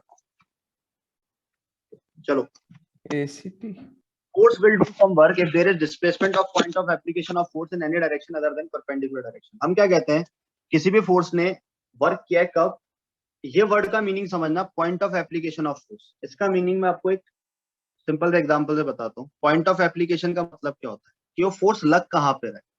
जैसे मान लो आपके पास एक इस तरीके का ऑब्जेक्ट है, आपको पता है अगर इस पॉइंट पर आप फोर्स लगाओगे तो ये ऐसे नीचे की तरफ भागेगा क्या, यस सर। इसकी टेंडेंसी होगी इस तरफ जाने की, होगी ऐसे नीचे गिरने की, हाँ या ना। तो यानी आपने फोर्स यहाँ पर लगाया, इस चीज को बोलते हैं point of application of force. Point of application of force का मतलब होता है कि फोर्स कहाँ पे लगा है।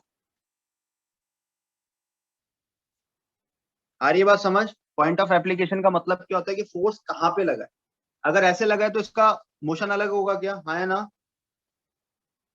अगर बीच में लगा होता तो मोशन अलग होता क्या, यस और नो। Yes sir. और नीचे लगा होता तो मोशन अलग होता। समझ आ रही है ना बात, नीचे लगा होता तो ये इस तरफ जाता, क्लियर है। तो किसी भी बॉडी का डिस्प्लेसमेंट कहाँ होगा, या बॉडी कैसा मोशन परफॉर्म करेगी, कैसा मोशन परफॉर्म करेगी, वो किस बात पे डिपेंड करता है कि वो फोर्स लग कहाँ पे रहे। आ रही है बात समझ। तो point of application of force का मीनिंग समझे आप, कि जिस जगह पर फोर्स लग रहा है उस पॉइंट का डिस्प्लेसमेंट होना चाहिए, तब हम बोलेंगे कि उस फोर्स ने कुछ ना कुछ वर्क किया है। लेकिन वो परपेंडिकुलर डायरेक्शन में नहीं होना चाहिए। परपेंडिकुलर वाला वर्ड अभी हम इसलिए काम में नहीं ले रहे क्योंकि ये सारा काम हम सर्कुलर में जाके ले। ठीक है भाई बात। तो हम क्या बोलेंगे, कहीं पर भी मान लो इस तरीके से फोर्स लगा है, तो समझ आ गया क्या करना है हमें। कोई भी बॉडी है, जैसे मान लो ये एम मास का ब्लॉक है, इस पे फोर्स लगा है ऐसे, तो ये फोर्स इस पॉइंट पे लगा है ना, आया ना। Yes, sir. Yes, sir. अगर इस पॉइंट का डिस्प्लेसमेंट है, मान लो थोड़ी देर बाद ये बॉडी पहुंच गई यहाँ पर, तो ये पॉइंट बेसिकली यहाँ पहुंच गया क्या, बोलो। Yes, sir. जिस पॉइंट पर फोर्स लगा वो पॉइंट इस जगह पहुंच गया क्या, आया ना। Yes, तो sir. हम बोलेंगे इस फोर्स ने कुछ ना कुछ वर्क किया है। समझ आ रही है बात। वर्क की डेफिनेशन क्या होती है कि जिस भी पॉइंट पर वो फोर्स लग रहा है, यानी point of application of force, उसका अगर डिस्प्लेसमेंट है, जिस पॉइंट पर फोर्स लगा अगर उसका डिस्प्लेसमेंट है, तो हम बोलेंगे कि यहाँ पर कुछ ना कुछ वर्क हुआ है। जैसे मान लो मैं आपको बोलूं कि ये फोर्स लग रहा था 20 न्यूटन का, ठीक है भाई। यहाँ पर मास ले लो 20 kg का। कितना ले रहे हैं हम, 20 kg। और म्यू की वैल्यू मान लो मैंने 1/2 ली है। तो आप बताओ इस फोर्स का वर्क डन कितना होगा, एक्सटर्नल फोर्स का। कुछ होगा क्या, होगा क्या, 0 होगा सर। 0 होगा। रीजन क्या है, आपको पता है। पहले आप फ्रिक्शन निकालोगे कि अगर सरफेस स्मूथ वगैरह नहीं दे रखी है, म्यू दे रखा है, तो कंफर्म है रफ सरफेस। तो Yes, sir. फ्रिक्शन कैसे निकालोगे, 1/2 इंटू mg। mg का मतलब 200 क्या, इसका मतलब 100 न्यूटन का स्टैटिक फोर्स लग सकता है पीछे की तरफ, लेकिन अभी कितना लग रहा होगा, 20. 20 न्यूटन। आया ना। तो क्या ये बॉडी मूव करेगी क्या, क्या ये बॉडी मूव करेगी क्या, नहीं, no नहीं movement. करेगी। तो मैं अगर आपसे पूछ रहा हूँ एक्सटर्नल फोर्स का वर्क डन बताओ, तो आपका आंसर क्या होगा, 0। 0. Reason, reason point of application of force, जिस पॉइंट पर ये लग रहा है उसका डिस्प्लेसमेंट कितना है, 0 है। बात समझ आई। इसलिए बच्चों को बस सीधा याद आता है वर्क होता है फोर्स इनटू डिस्प्लेसमेंट। तो डेफिनेशन क्या याद रखोगे आज से, कि वर्क जो होता है किसी भी फोर्स का वर्क डन ऐसे डिफाइन होता है कि अगर उस फोर्स के लगाने पर, जिस पॉइंट पर वो फोर्स लगा है, उस पॉइंट का अगर डिस्प्लेसमेंट है, तो हम बोलेंगे उस फोर्स ने कुछ ना कुछ वर्क किया है। बात समझ आई। हर जगह नहीं बोलेंगे कि फोर्स लग रहा है तो वर्क होगा, समझ आ गया। हर जगह ऐसा नहीं बोलना कि फोर्स लग रहा है तो वर्क हो गया। हमें क्या देखना है, point of application of force. Point of application word मतलब समझ गए आप सब लोग, बोलिए। सर अगर ये मोशन में होता तो फिर वर्क डन निकाल देते हैं। फिर हमें डिस्प्लेसमेंट चेक करना होता, टी टाइम में कितना है, वो सारी कहानी देखनी पड़ती। सर, आ रही मतलब ना बात समझ। यूनिफॉर्म मोशन में सर, मीन्स अभी समझो सर, जो काइनेटिक और फोर्स बैलेंस हो जा रहा है। सॉरी सर, फ्रिक्शन काइनेटिक और फोर्स बैलेंस हो जा रहा है और ये चल रहा है सर सिर्फ यूनिफॉर्म वेलोसिटी से, तो सर क्या होगा।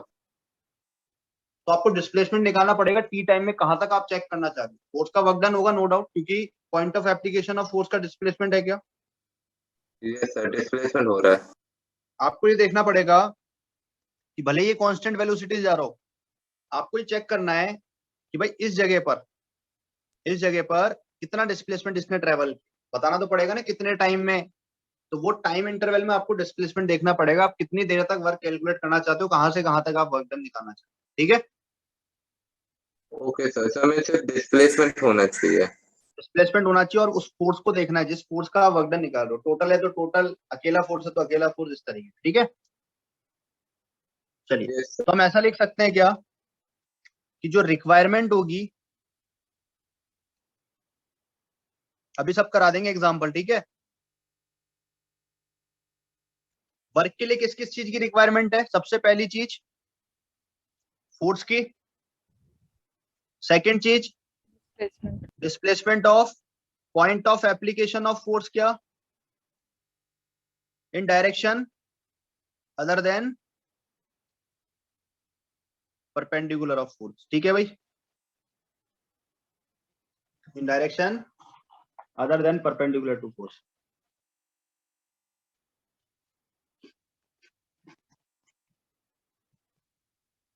जैसे मानो कहीं पर ये एफ फोर्स लग रहा है ऐसे,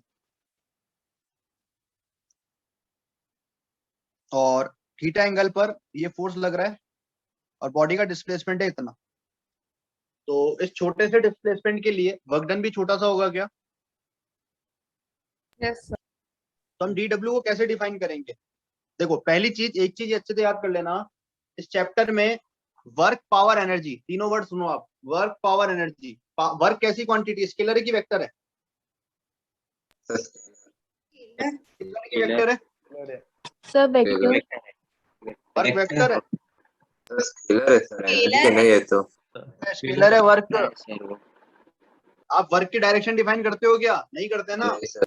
नहीं सर किस डायरेक्शन में वो वर्क डॉट कैसे प्रोडक्ट से बोलते आता है स्केलर है बराबर हैं? स्केलर है। पावर कैसा है? तो स्केलर एनर्जी। स्केलर सर वो भी स्केलर ही होगा वेक्टर सर तीनों इसका डॉट मतलब प्रोडक्ट से ही आता है तीनों स्केलर है। इस चैप्टर में वेक्टर प्रोडक्ट वगैरह का तो दूर दूर तक लेना देना नहीं, क्योंकि चैप्टर में 3 पोर्शन है, वर्क, पावर, एनर्जी। तो तीनों में क्रॉस प्रोडक्ट का कोई लेना देना नहीं होगा। आया ना? यस सर तीनों डॉट प्रोडक्ट से आता है तो तीनों स्केलर है सारा काम स्केलर से चलेगा। यानी इस चैप्टर में जितने भी रिजल्ट आएंगे उनकी कुछ ना कुछ फिक्स वैल्यू आनी चाहिए। आ रही ना बात समझ? कोई आई जे के ऐसा कुछ नहीं होगा। समझ आ रहा है? यस कोई भी आई कैप, जे कैप, के कैप ऐसी फॉर्म में आंसर नहीं आने वाला। चाहे वर्क निकला है, चाहे आपसे पावर निकलवाए, हमेशा आंसर कैसा रहेगा? फिक्स स्केलर क्वांटिटी, यानी फिक्स मैग्नीट्यूड आएगा उसका। समझ आ गई बात? हाँ सर तो एक तो ये चीज से फायदा हो गया। अच्छा, वर्क को हमने डिफाइन कैसे किया है? ये छोटा सा जो फोर्स लगाया आपने, डॉट डीएस, क्या आया ना? दोनों के बीच अच्छा खासा एंगल है, तो हम ऐसा बोल सकते हैं क्या? F D S cos theta.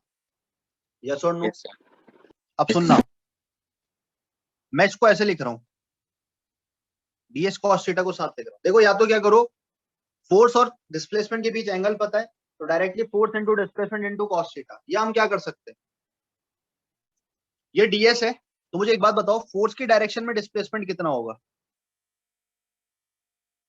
DS cos theta क्या Yes, sir. यस सर आया ना? और इधर कितना होगा? DS sine theta. क्या हम ये बात जानते हैं? Yes, sir. तो हम वर्क को देखो कैसे डिफाइन कर रहे हैं। फोर्स ले लिया और डायरेक्शन, ये डायरेक्टली हमने क्या लिख दिया? Displacement along force. आया ना? DS parallel. तो हम क्या कर सकते हैं डायरेक्टली, या तो वर्क निकालने के लिए फोर्स पता होना चाहिए, डिस्प्लेसमेंट पता होना चाहिए, उनके बीच का एंगल है तो आप कॉस ले लो, या फिर in the direction of force अगर आपको डिस्प्लेसमेंट पता है तो डायरेक्टली उन दोनों को मल्टीप्लाई कर दोगे। क्या Yes, sir. यस सर बात समझ आई क्या? यस सर और क्या कर सकते हैं वो देखो, मैं एफ कॉस थीटा को साथ लिख के डीएस इधर लिख दूं, ऐसा भी तो कर सकता हूं। इसका मतलब ये अगर फोर्स है, ये अगर डिस्प्लेसमेंट है, और ये एंगल अगर थीटा है, तो मैं फोर्स का कंपोनेंट किसके अलोंग लेके आ जाऊं? डिस्प्लेसमेंट के अलोंग। क्या ये एफ कॉस थीटा होगा क्या? आया ना? आया ना? एफ का इधर वाला कंपोनेंट एफ कॉस थीटा होगा, तो डायरेक्टली इन दोनों को मल्टीप्लाई कर दो, तो भी मीनिंग सेम ही है। क्या यानी वर्क डन निकालने के लिए आप डायरेक्टली ऐसा भी कर सकते हो, फोर्स का पैरेलल कंपोनेंट जो डिस्प्लेसमेंट के अलावा। बात समझ आ गई? डब्ल्यू मतलब वर्क डन ही है ना? क्या डब्ल्यू मतलब वर्क ही है ना कि कुछ और है? वर्क ही है, छोटा सा वर्क डन। छोटे से डिस्प्लेसमेंट है ना, डीएस डिस्प्लेसमेंट में छोटा सा वर्क डन, बड़ा वर्क तो बड़ा डिस्प्लेसमेंट। ठीक है? हाँ सर, हाँ सर। नहीं, वो आपने डब्ल्यू के पहले डी लिखा है तो मुझे लगा कुछ और है वो। डब्ल्यू वर्क डन है, छोटा work done, small work done. ठीक है?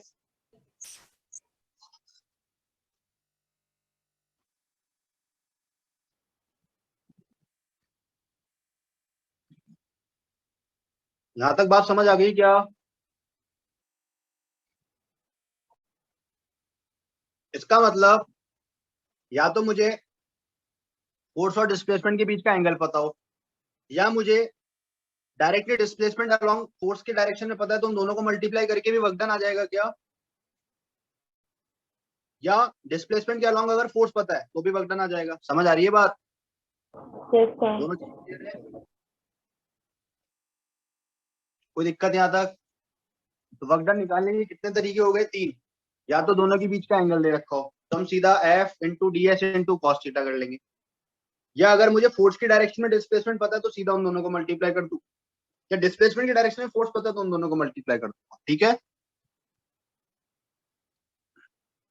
कोई दिक्कत? चलिए, वर्क कैसी क्वांटिटी है भाई? Scalar quantity. सेकंड थिंग, ये पॉजिटिव, नेगेटिव और जीरो तीनों कुछ भी हो सकता है, क्योंकि थीटा की वैल्यू ऑप्ट्यूज, एक्यूट, जीरो कुछ भी हो सकती है ना भाई। कॉस थीटा, थीटा अगर 90 हुआ तो कॉस थीटा कितना होगा? 0। तो वर्क डन 0 आ जाएगा क्या, आया ना। Yes sir. Theta less than 90 degree है तो कॉस कैसा होगा, positive. Theta greater than 90 degree है तो कॉस कैसा होगा, नेगेटिव। तो वर्क डन पॉजिटिव, नेगेटिव, 0 कुछ भी हो सकता है। आ रही है बात समझ, क्लियर है भाई बात। Yes sir. यूनिट क्या हो सकती है, न्यूटन मीटर या फिर जूल। सीजीएस में क्या होगी, सीजीएस में अब आना चाहिए ये बात, सीजीएस में कितनी होगी, डायन पर सेंटीमीटर क्या, या फिर अर्ग में भी दे सकते हैं क्या आंसर। Yes sir. ये चीजें आनी चाहिए। अब देखो ये नहीं पढ़ाया जाएगा वापस यहाँ पे कि सर ये कैसे हो गया। अच्छा, 1 जूल का मतलब 1 न्यूटन मीटर क्या, आया ना। और न्यूटन कितने बराबर होता है, 10⁵ डायन क्या, मीटर कितना होता है 10⁻² सेंटीमीटर क्या। इसका मतलब 1 जूल किसके इक्वल हो गया, ये तो हमने प्रूफ भी किया हुआ है ना पहले। हाँ सर, यूनिट टाइम। तो ये याद रखना भाई, यहाँ काम आएंगे कन्वर्जन। कहीं पर मान लो आंसर अर्ग में दे रखा है, जूल में निकालना हो, जूल में दे रखा है अर्ग में निकालना हो, तो रिलेशन इंपॉर्टेंट है। ठीक है भाई। डायमेंशन कितनी होगी,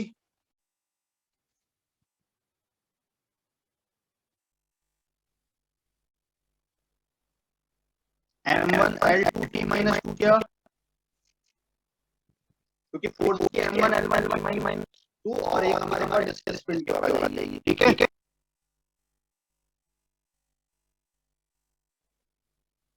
अभी के लिए मेंशन कर लेना, इस पॉइंट को आगे डिस्कस करेंगे। वर्क इज फ्रेम डिपेंडेंट, इसको टाइप भी आगे एग्जांपल में, ठीक है ना। तो ये बेसिक बात होगी।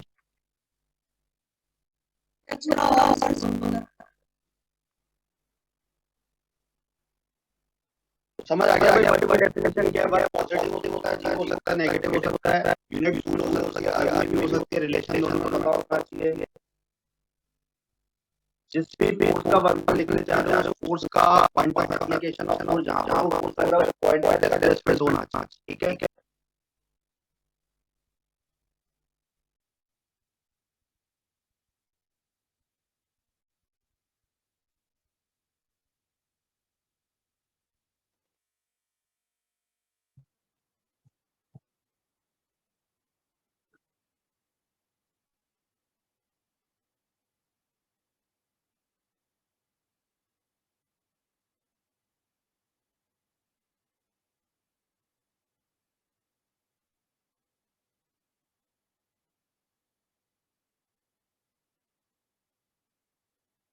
लिख लिया भाई यहाँ तक।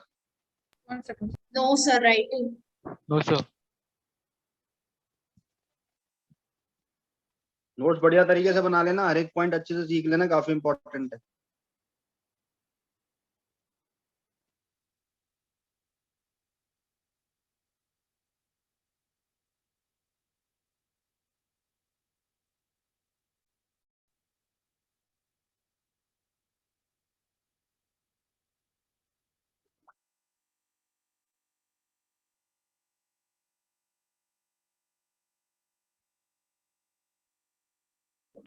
सर हाँ जी, सर आपने जो लिखा है DW is equal to FPS cos theta, उसका थर्ड स्टेप नहीं समझा।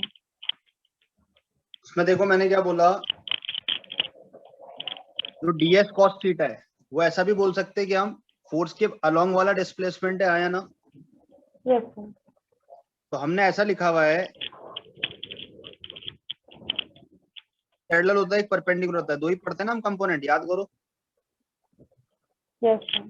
तो पैरेलल वाला कंपोनेंट कौन सा है, ds cos थीटा क्या, आया ना। यस हाँ सर। सर। हाँ हाँ। हम ऐसा कह रहे हैं कि भाई force into D S cos theta, इसका मतलब है ये डी एस पैरेलल है, इसका मतलब फोर्स के अलोंग वाला जो डिस्प्लेसमेंट है उसको डायरेक्ट मल्टीप्लाई कर दोगे आप तो आपको वर्क डन मिल जाएगा। आगे बात समझ? Yes sir.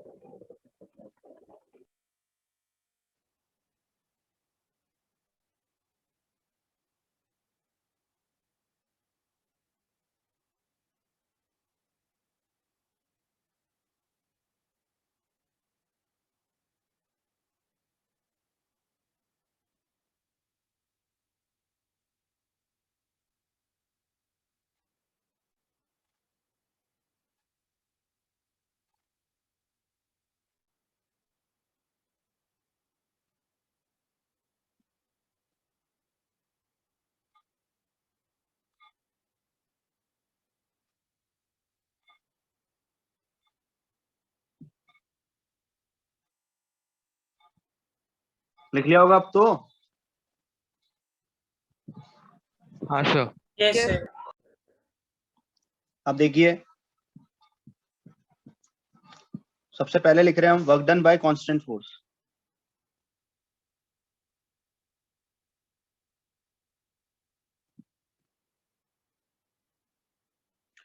कांस्टेंट फोर्स का वर्क डन कैसे निकालेंगे, ठीक है?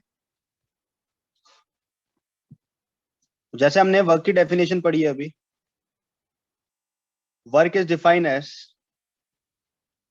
इंटीग्रेशन ऑफ डी डब्ल्यू बोल दें अगर छोटा सा वर्क डन पता है तो, पूरे के लिए इंटीग्रेशन करते हैं, हाँ या ना? ये बात हमें क्लियर है ना भाई? छोटे से के लिए पता है, पूरे के लिए इंटीग्रेशन करना होता है। Yes sir. तो अगर मुझे छोटा सा वर्क डन पता है, मुझे छोटा सा वर्क डन पता है एफ डॉट टी एस, और मुझे पूरा निकालना है, तो मैं क्या करूंगा? टोटल वर्क डन निकालने के लिए इंटीग्रेशन कर दूंगा। और अगर कांस्टेंट फोर्स है, अगर कांस्टेंट फोर्स है तो ये कंफर्म बात है क्या एफ बाहर आएगा? Yes sir. ठीक है, अब देखते हैं क्या चीज है ये, समझते हैं। देखो एफ बाहर आने का मीनिंग क्या है। मैं बोल रहा हूँ मान लो मेरे पास कोई पॉइंट ए है और दूसरा पॉइंट बी है। मान लो पार्टिकल पे आपने फोर्स लगाया ऐसे, और ये कांस्टेंट है। कैसा फोर्स है ये? Constant force. और पार्टिकल मान लो ऐसे चला, ऐसे चला, ऐसे जाके कुछ ऐसे गए, ऐसे भी जा सकता है ना, पाथ तो कुछ भी हो सकता है क्या? Yes sir. मान लो रैंडम ऐसे कुछ गए। अब हमें निकालना है वर्क डन, तो मैंने क्या करा इधर, हाँ जी, So इसमें DW work done in small time interval है, right? स्मॉल टाइम नहीं, स्मॉल डिस्प्लेसमेंट। तो सर small displacement. तो जैसे मान लो ये फोर्स लग रहा था, मैंने छोटा डिस्प्लेसमेंट ले लिया इधर, ये डीएस होगा क्या मेरे लिए, हाँ या ना? होगा। ऐसे एक डीएस इधर होगा, एक डीएस ऐसे तो करोगे आप, एक छोटे से के लिए करोगे फिर इंटीग्रेट करोगे ना भाई।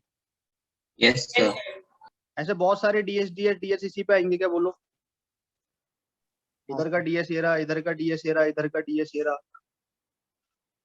ऐसे डीएस, ऐसे डीएस, ऐसे डीएस, इस तरीके से। ऐसा कोई डीएस है क्या? मुझे एक बात बताओ, मेरे को फोर्स तो कांस्टेंट मिल गया, इसका मतलब मेरे पास अंदर बचेगा इंटीग्रेशन ऑफ डीएस, क्या आया ना? फोर्स कांस्टेंट है तो बाहर आएगा, ये बात तो क्लियर है क्या? यस फोर्स कांस्टेंट है तो बाहर आएगा, अंदर सिर्फ डीएस बचेगा क्या? यस और नो? छोटे छोटे छोटे छोटे डीएस निकालने मुझे, तो ये मैंने सिखा रखा, आपको पॉलीगन पढ़ा हुआ है हमने। Yes sir. अगर ऐसे एन वेक्टर पड़े हुए ऐसे कुछ करके, उनको अगर मेरे को रिजल्टेंट निकालना है, डीएस डीएस डीएस बेसिकली क्या? इंटीग्रेशन ऑफ डीएस का मतलब क्या? सारे डीएस को जोड़ दो, आया ना? इंटीग्रेशन ऑफ डीएस का मतलब यही है ना, सारे डीएस ऐड हो जाएंगे ऐसे। Yes sir. इंटीग्रेशन का मतलब सबको ऐड करना ही होता है। तो इन छोटे छोटे डीएस का रिजल्टेंट कौन सा होगा? इनिशियल से फाइनल की तरफ बनाने वाला वेक्टर, क्या? Yes sir. हम ऐसा कह सकते हैं क्या, ये कहीं से भी गया हो, किसी पास से गया हो, अगर मुझे इनिशियल और फाइनल पॉइंट पता है तो मैं ऐसा कह सकता हूँ क्या, ये मेरे पास नेट डिस्प्लेसमेंट वाला एरो होगा, ये एस वेक्टर होगा इसका, हाँ या ना? Yes sir. तो हम ऐसा कह सकते हैं जो डीएस वेक्टर का इंटीग्रेशन है वो बेसिकली ये वाला वेक्टर शो करेगा, इसको हम एस वेक्टर बोल दें। तो मेरे पास आ गया एफ डॉट एस, और यानी वर्क डन की वैल्यू आ गई एफ एस कॉस थीटा। अब इसको आप चाहो तो एफ एस पैरेलल या फिर एफ पैरेलल एस, कुछ भी बोल सकते हैं क्या? मेन तो ये ध्यान रखना है, कांस्टेंट फोर्स का वर्कडन सीधा क्या होता है? F S cos theta. S कहां से लेना है?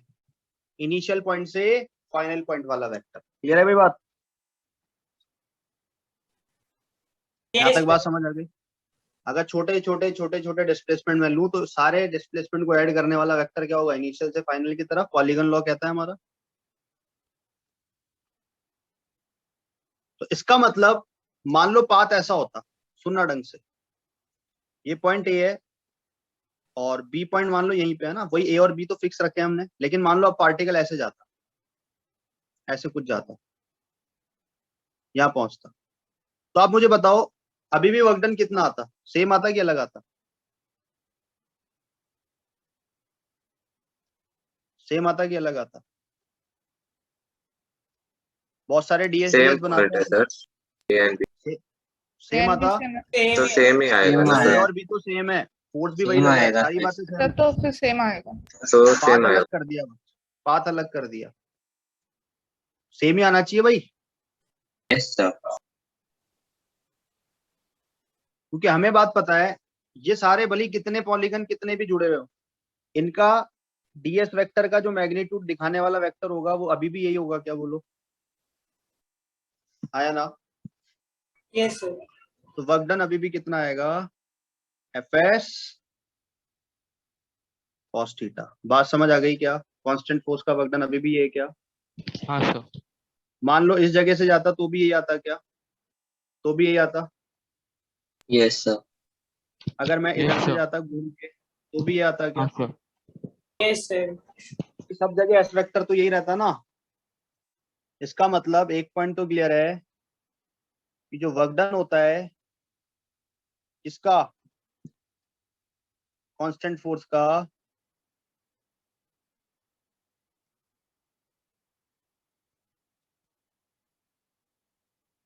इंडिपेंडेंट ऑफ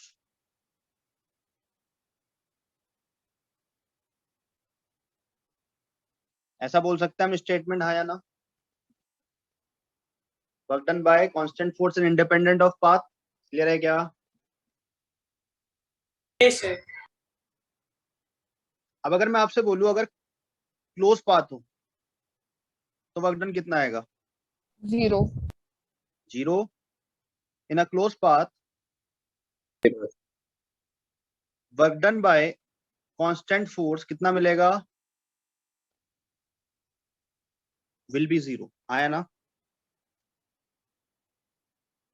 क्यों होगा ऐसा भाई? पॉलीगन में पढ़ा है आपने, पार्टिकल यहां से चल के वापस इधर ही आ गया तो उसका DS DS DS DS displacement 0 है क्या? यानी इनिशियल भी इधर, फाइनल भी इधर, इसका मतलब डिस्प्लेसमेंट 0 है क्या नेट? Yes sir. पॉलीगन में यस सर। क्लोज लूप बनता है तो आपको पता है क्या होता है? नेट 0 आता है। Yes sir. डिस्प्लेसमेंट अगर 0 है तो वर्क डन कितना हो जाएगा? 0। इसका मतलब अगर क्लोज पाथ है तो वर्क डन कितना आएगा भाई? 0। तो हम ऐसा कह सकते हैं क्या कि ये पाथ से इंडिपेंडेंट होता है, यानी जो वर्क डन होगा only depends on initial and final position. आया ना?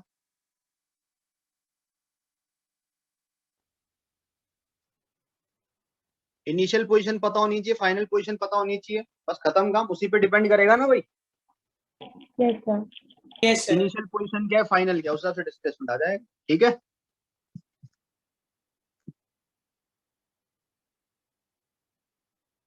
Sir can you zoom out? थोड़ा और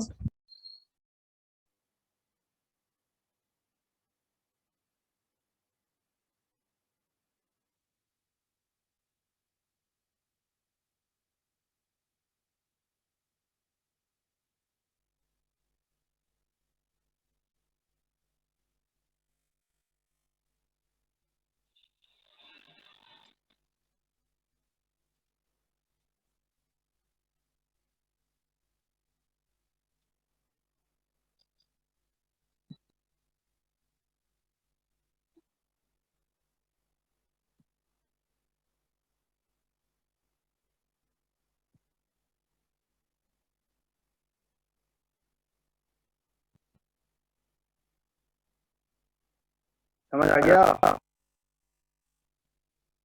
Yes, sir. Right.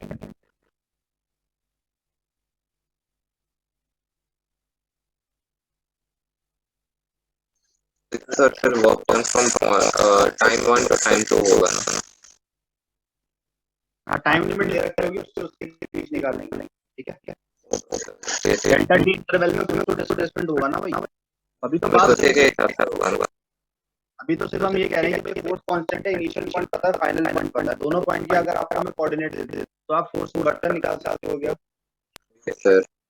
अगर मैं आपको इनिशियल पॉइंट दे दूं ओरिजिन है और फाइनल पॉइंट दे दूं, यहाँ पे ऐसा है, मान लो 0 0 0 से स्टार्ट होके पार्टिकल पहुंचा 2, 0, 0 और फोर्स लग रहा है इस डायरेक्शन 4, तो वर्क डन कितना हो जाएगा? 8 हो जाएगा सीधा। क्योंकि फोर्स है 4 न्यूटन का, डिस्प्लेसमेंट कितना एक्स डायरेक्शन में 2 ही है क्या? तो हमने क्या सीखा है, फोर्स और डिस्प्लेसमेंट अगर एक ही डायरेक्शन में तो दोनों को डायरेक्टली मल्टीप्लाई कर दो, क्या कोई एंगल की जरूरत ही नहीं है। ठीक है, क्या ऐसा कुछ रहता है। ठीक है ना, अभी और सीख लेंगे। तो सिर्फ किस पे डिपेंड करेगा? इनिशियल एंड फाइनल पॉइंट पे। अगर इनिशियल फाइनल पॉइंट पता है तो डिस्प्लेसमेंट निकल जाएगा, और डिस्प्लेसमेंट निकल जाएगा तो उसको कांस्टेंट ही है। और अगर एंगल वगैरह पता है तो एफ cos थीटा हो जाएगा। अगर 0 है तो दोनों डायरेक्टली मल्टीप्लाई, 90 है तो 0 आएगा वर्क डन। ठीक है ना? इसलिए याद है हमने क्या लिखा वर्क डन की डेफिनेशन में? अदर देन परपेंडिकुलर बोला है क्या? Yes, sir. इसीलिए बोला है क्योंकि थीटा 90 हुआ तो उसके अलोंग वर्क डन 0 आएगा। ठीक है,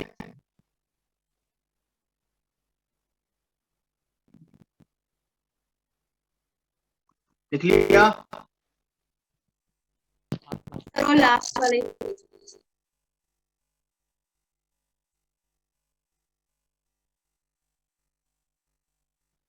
जैसे मालूम आपको दे दूं, कहीं पर आपको दिया हुआ है फोर्स का वेक्टर दिया हुआ है 2i 3j माइनस का 4k कैप। ठीक है भाई, और डिस्प्लेसमेंट का वेक्टर मान लो आपको दिया हुआ है i plus 3j minus 6k। Work done कैसे निकालोगे? वर्क डन कैसे निकालोगे? Work done is equal Dot to product. Displacement. सीधा डॉट प्रोडक्ट निकाल देंगे हम। Yes sir. W is equal to F dot S. तो मुझे फोर्स का वेक्टर भी पता है, इसका ही पता है, तो 2i plus 3j minus 4k का डॉट निकालूंगा i plus 3j minus 6k के साथ। इनका डॉट प्रोडक्ट कर लो आप, कितना बन रहा है?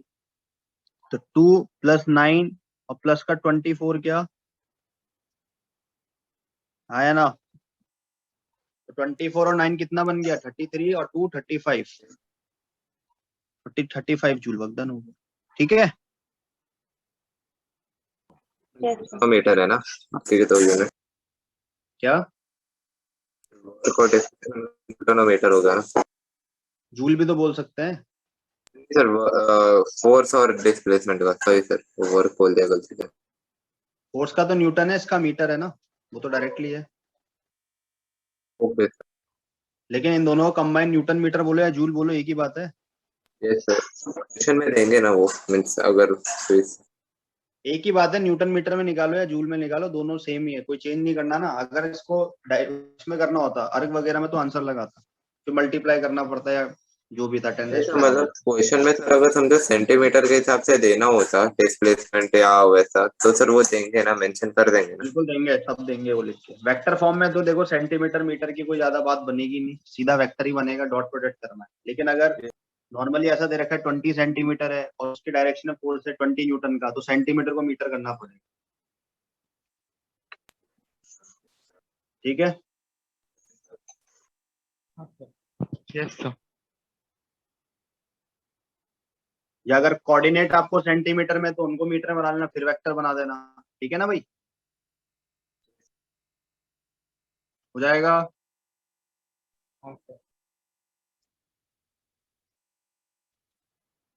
इसका आंसर बताना क्या है? एक पॉइंट है ए, एक पॉइंट है बी, हमें इस पॉइंट के कोऑर्डिनेट दे रखे हैं 1, 2, 3। इसके कोऑर्डिनेट दे रखे हैं -4, 3 कॉमा -1 ऐसे दे रखे हैं मीटर में, और मुझे फोर्स दिया हुआ है कि मान लो 2i + 2j माइनस का k कैप। तो आप वर्क डन कैसे निकालो? सर डिस्टेंस फॉर्मूला से डिस्प्लेसमेंट ढूंढ सकते हैं उसके दैट बाद डिस्प्लेसमेंट वेक्टर निकालना पड़ेगा। डिस्प्लेसमेंट वेक्टर निकालेंगे, चाहे वो कैसी पाथ Yes, के sir. अलॉन्ग गया हो, हमें तो इनिशियल और फाइनल पॉइंट पकड़ में आनी चाहिए।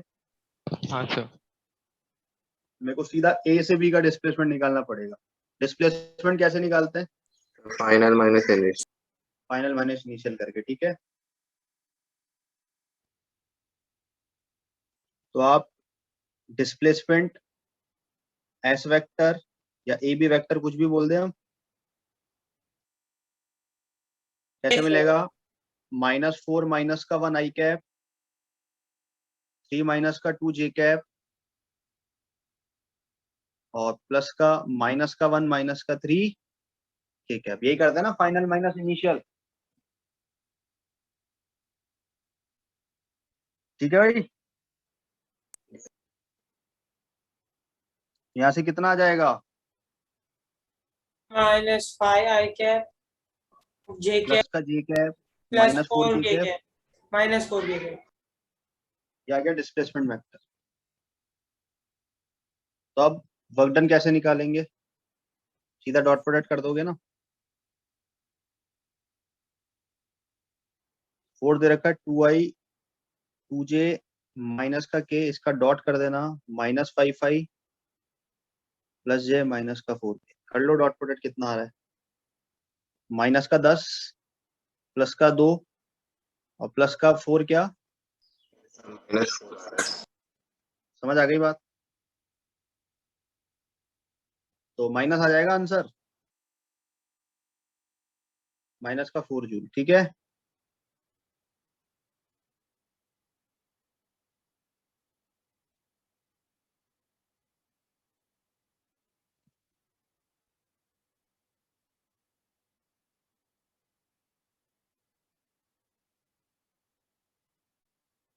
ये तो आता ही है हमें डॉट प्रोडक्ट करना, सिंपल सा।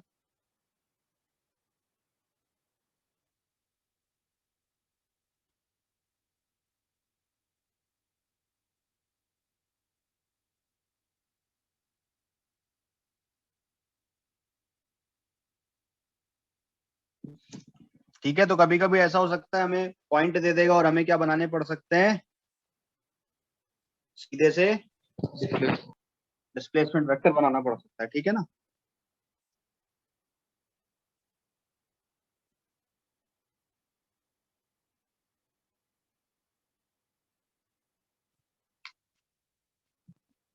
चलो एक छोटा सा मेरा सिंपल सा, अभी कैलकुलेशन में नहीं जाना है, बात समझ आ रही है? कैलकुलेशन पे आपको नहीं जाना है, सिर्फ आपको लॉजिक बताना है कि क्या होगा। आपको अभी कोई भी कैलकुलेशन नहीं सोचनी है, एक्स्ट्रा नहीं सोचना है ये होगा तो क्या होगा, सिर्फ जो पूछ रहा हूँ उतना आंसर देना है, ठीक है। एक रॉड है, मान लो इस तरीके से, बहुत पतली रॉड है, इसकी लेंथ L है, और ये इस तरीके से एक सर्किल में घूम रही है।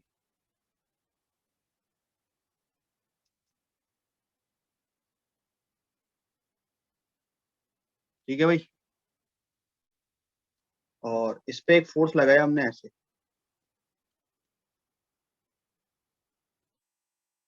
ऐसे फोर्स लगाया हमने।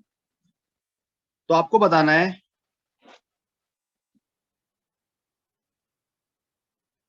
Work done by force F। आपको बताना है ये 0 होगा कि नॉन जीरो आएगा वर्क डन, सिर्फ इतना सा Zero. बताना है। तो डन बाय दिस फोर्स, क्या कह रहे हो? तो स्टार्टिंग का पॉइंट है सर, वो कहाँ पे है? इसका पॉइंट स्टार्टिंग का पॉइंट है। एक सेकंड, ये रॉड जो है ना ये हिंज करी हुई है यहाँ पे, ठीक है ना। तो उसका रेडियस जैसा रहेगा, राइट? हाँ सिंपल समझ गए ना, इस रॉड को हिंज करके यहाँ से फोर्स लगा के घुमा रहे हैं, ऐसे Yes, sir. घुमाते जा रहे हैं। आ रही है बात समझ? Zero आएगा। और 1 रिवोल्यूशन किया है हमने टोटल। जीरो Zero आएगा सर। फोर्स जीरो ऐसे आएगा। लगा के इस रॉड को ऐसे घुमाया है, यहाँ पे एक रॉड थी,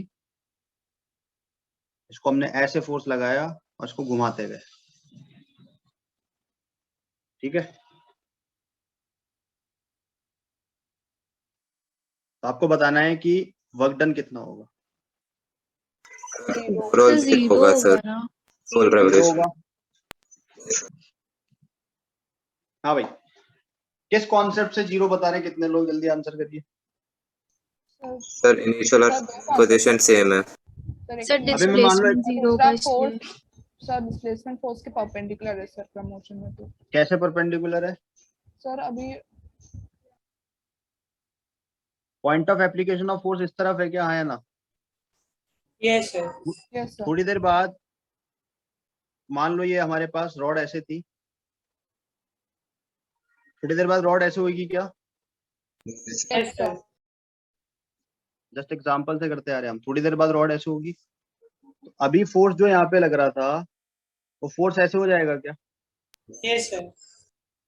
तो जो पॉइंट अभी यहाँ पे था वो पॉइंट यहाँ पहुंच गया, पॉइंट का डिस्प्लेसमेंट हुआ है कि नहीं हुआ है? हुआ है सर, डिस्प्लेसमेंट हुआ है। इसका मतलब फोर्स, ये वर्क डन तो अभी इस कंडीशन में, नॉर्मल कंडीशन की बात करें, मान लो सिर्फ इतना पूछा वर्क डन बाय फोर्स है, ये जीरो होगा कि नहीं होगा, तो ये नॉन जीरो होगा, ये बात तो क्लियर है। अब वो कहाँ से कहाँ तक होगा वो अभी हम देखेंगे, लेकिन ये तो पता है नॉन जीरो होगा। Yes sir. Yes sir. Normal condition बोले फोर्स लग रहा है तो क्या इसका वर्क डन निकाल सकते हैं क्या? तो बिल्कुल आपका माइंड में ये सीधा जाना चाहिए कि सर ठीक है, इनिशियल और फाइनल पॉइंट तो देना ही पड़ेगा, नो डाउट, लेकिन अभी हम ऐसा कह सकते हैं क्या कि ये पॉइंट यहाँ से चला है, इसको जीरो रेफरेंस मान ले क्या? X is equal to zero से चलाएंगे क्या? Yes sir. पॉइंट आया ना, ये पॉइंट यहाँ से चला, ऐसे चला, ऐसे चला, ऐसे चला, पूरा चलता जा रहा, चलता रहा। ये पॉइंट हर बार क्या होगा देखो, एक कंडीशन और देख लेते हैं हम। इस जगह पर अगर मैं छोटा सा डिस्प्लेसमेंट मान लूं तो छोटा डिस्प्लेसमेंट इसी के अलोंग आएगा क्या? बोलो, इस जगह पे छोटा डिस्प्लेसमेंट मान लें तो डिस्प्लेसमेंट इसी के अलोंग आएगा क्या? फोर्स और Yes, डिस्प्लेसमेंट पैरेलल है एक दूसरे के, यानी मैं वर्क डन लिखूंगा integration of F dot D S, तो मैं ऐसा लिख सकता हूं क्या, integration of F D S cos zero, आया ना? तो वर्क डन आ जाएगा, फोर्स कांस्टेंट है, इंटीग्रेशन ऑफ डी एस, यही तक ही होगी बात। यस और नो?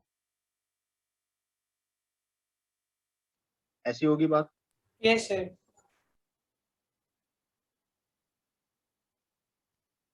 तो ये बात समझ आ गई, नॉन जीरो होगा। अब हमें डीएस की लिमिट जहां से जहां तक बोले, जितना रिवोल्यूशन बोलेगा उस अकॉर्डिंग रखते जाएंगे हम। यहाँ पर लिमिट आ जाएंगी ना भाई, अपर लिमिट लोअर लिमिट। तो अभी मेरा सिर्फ कंसर्न कितना था, आगे जाके हम इसको डिस्कस करेंगे। तो ये हमारा वर्क डन कितना आएगा? क्या कह रहे हो सर? आपने कॉस थीटा लिखा था, फिर नेक्स्ट में लिखा ही नहीं। वापस बोलो, क्या बोल रहे हो? कॉस थीटा लिखा है, फिर सर सेकंड लाइन में कॉस थीटा लिखा है, फिर नेक्स्ट वाले में वो कैसे गया? थीटा नहीं लिखा है, जीरो लिखा है, जीरो। दोनों पैरेलल है ना, फोर्स और yes sir. Displacement. Yes sir. यानी हमें ये चीज पता लग रही है, एफ वेक्टर पैरेलल है डीएस वेक्टर के, इसलिए थीटा कितना होगा? 0 डिग्री। तो इसका मतलब जो भी कंडीशन देगा, अब ना डीएस की लिमिट की बात मैंने पहले कहा, वैल्यूज पे हम नहीं जा रहे, हमें सिर्फ इतना पता करना था कि अभी इसका वर्क डन निकाला जा सकता है। तो डायरेक्टली बच्चे को ये कंफ्यूजन रहता है, डिस्प्लेसमेंट वो इसको मानते हुए चलते हैं कि फोर्स परपेंडिकुलर है रॉड, आ रही है ना बात समझ? तो डिस्प्लेसमेंट तो होगा, ठीक है, और नॉन जीरो होगा। अब वो कंडीशन पे डिपेंड करेगा किस कंडीशन में कहां से कहां तक आप ले जा रहे हो पार्टिकल को, ठीक है ना भाई? यस और नो?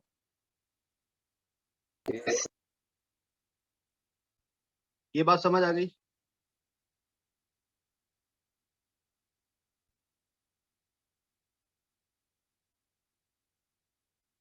कोई दिक्कत?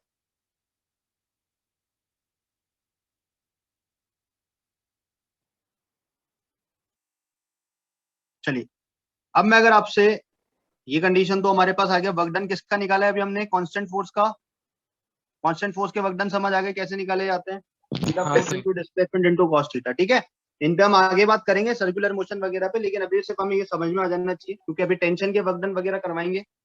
जब एक पेंडुलम इधर से इधर मूव करेगा तब इस क्वेश्चन को वापस लेंगे वहां पे वैल्यूज निकालने में, ठीक है। तो अभी ये बात का सिर्फ अभी इतना सीखना था कि डिस्प्लेसमेंट, बच्चों को ये लगता है कि परपेंडिकुलर है फोर्स के, वो तो नहीं है। आ गई बात समझ? उस वजह से तो फोर्स जीरो नहीं होगा। जीरो होगा तो फिर पोजीशन पे डिपेंड करेगा कहां से कहां तक पार्टिकल जा रहा है, ठीक है भाई? Yes sir. आया ना? चलिए नेक्स्ट देखिए, वर्क डन बाय ग्रेविटी।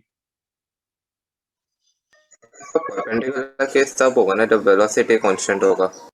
अभी बताएंगे यार, वो सारी चीजें सब बता देंगे आप, वो सेंट्रीपिटल फोर्स हो जाएगा फिर, ठीक है। Yes sir. Or can I zoom out?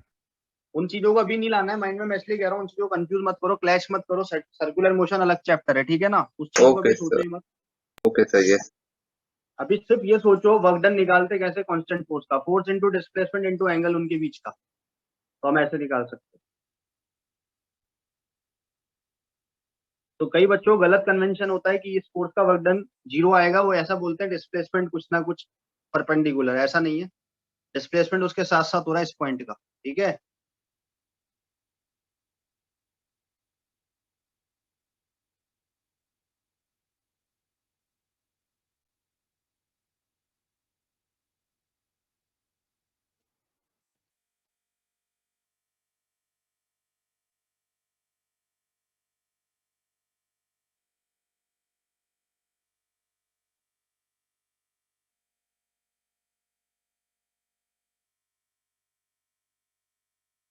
लिख लिया भाई। ग्रेविटी का वर्क डन कैसे निकालेंगे देखो, तो मान लो कोई पार्टिकल है जो इस पोजीशन पे पड़ा था, इसका कोऑर्डिनेट 0, y मान ले, हाइट पे मान रहे हैं हम कुछ, है ना, और यानी कि पार्टिकल मान लो यहाँ से y हाइट पर है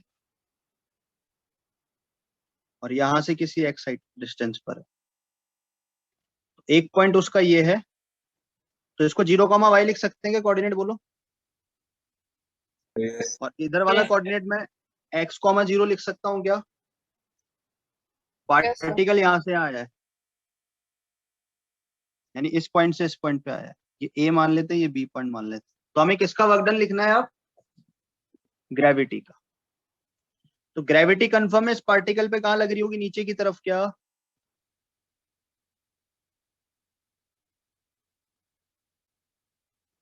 ग्रेविटी डाउनवर्ड एक्ट करती है क्या, यस सर। ये mg लग रहा है नीचे की तरफ, हमें इसका वर्क डन निकाल के दिखाना। तो वही सेम काम, पार्टिकल इनिशियल से फाइनल गया है, तो मेरे पास क्या होना चाहिए, इसका वेक्टर होना चाहिए क्या, ये पोजीशन होगी, हाँ या ना, इसको हम डिस्प्लेसमेंट बोल सकते हैं क्या, ये एंगल थीटा, ये होगा ना डिस्प्लेसमेंट, पाथ भले ही कुछ भी रहा हो, डिस्प्लेसमेंट तो ये रहेगा, ये से भी, यस सर। यस और नो। Yes sir. अब वर्क डन कैसे निकालोगे, फोर्स इनटू डिस्प्लेसमेंट, यही होता है हमारे पास फॉर्मूला, तो है तो कांस्टेंट फोर्स ना अभी भी mg, आया ना, Yes, sir. इसलिए कांस्टेंट फोर्स का वर्क डन हम F डॉट एस पढ़ते हैं क्या, चलो F वेक्टर कितना होगा जल्दी बताओ, माइनस mg जे कैप लिख दो, इसका वेक्टर बताओ कितना बनेगा, x i कैप माइनस का y j कैप, क्या डिस्प्लेसमेंट का वेक्टर ऐसे लिखेंगे हम, एक्स आई माइनस वाई जे, यस और नो, एक तरफ x हाँ वेक्टर सर। एक तरफ y है, तो सीधा एक्स आई माइनस वाई जे, यहाँ से वर्क डन कितना आएगा जल्दी बताओ, work done by gravity force कितना निकल के आएगा, j और i वाला तो आपस में 0 बन जाएगा, सिर्फ mgy आएगा क्या, सिर्फ mgy आ जाएगा, यहाँ तक बात समझ आई। हाँ सर। Yes sir. अच्छा, और इसको कैसे सोच सकते हैं देखो, वर्क डन का हमारे पास एक और फॉर्मूला होता है एफ एस कॉस थीटा, ये जानते हैं क्या, यस सर। कांस्टेंट फोर्स का वर्क डन Yes, ये होता है, sir. मैंने फोर्स रखा mg, मैं एस निकालने की कोशिश कर रहा हूँ, एस कितना होगा क्या होगा किस तरीके से निकाला जा सकता है, तो मुझे बताओ अगर ये x है, ये अगर y है, ये अगर x है और ये वाला एंगल मेरे पास थीटा है, तो ये s की value under root of X square plus Y square हो सकती है क्या, हाँ या ना, हाँ सर। हो सकती, तो मैं वर्क डन को देखो ऐसे लिख दूं नीचे, work done is equal to force है mg, डिस्प्लेसमेंट कितना है under root of X square plus Y square क्या, yes into cos theta, cos theta कितना बनेगा इस ट्रायंगल से जल्दी बोलो, Y upon root x square. Upon X square plus Y square. इससे ये कैंसिल हो गया क्या, वर्क डन अभी भी mg बाय आया क्या, यस यस सर। बाद में हम डेरिवेशन स्किप कर देंगे, लेकिन अभी सिर्फ कंक्लूजन निकालना चाहते हैं। एक तरीका ये हो गया क्या? क्या कोई और तरीका है क्या?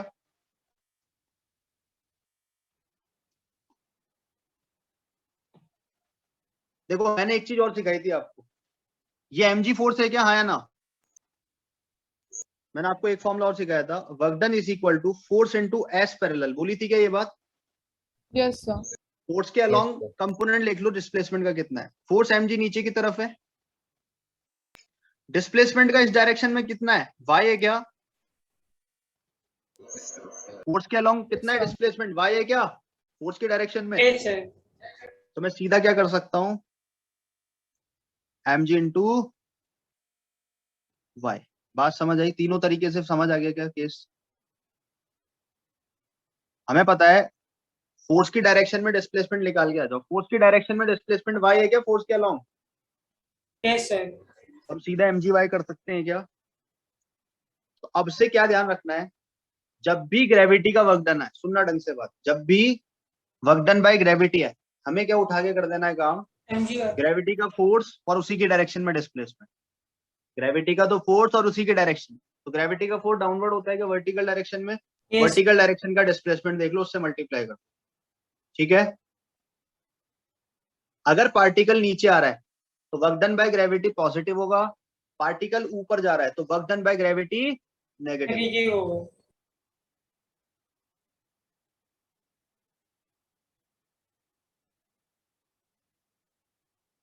क्योंकि ऊपर जाते टाइम फोर्स तो नीचे की तरफ है, लेकिन डिस्प्लेसमेंट अपवर्ड हो जाएगा क्या? समझ आ गया? वर्क डन बाय ग्रेविटी में क्या करना है, सीधा याद क्या रखना है बाद में, कि ग्रेविटी mg जो डायरेक्शन में लग रही है, वर्टिकल डायरेक्शन में डिस्प्लेसमेंट देख लो कितना है पार्टिकल का, भले ही दुनिया मर्जी कहीं भी हो, लेकिन हमें सिर्फ वर्क डन बाय ग्रेविटी निकालते टाइम क्या ध्यान रखना है, कि vertical in the direction of force के डिस्प्लेसमेंट कितना है, यानी वर्टिकल डायरेक्शन का डिस्प्लेसमेंट पकड़ के आना है। ठीक है,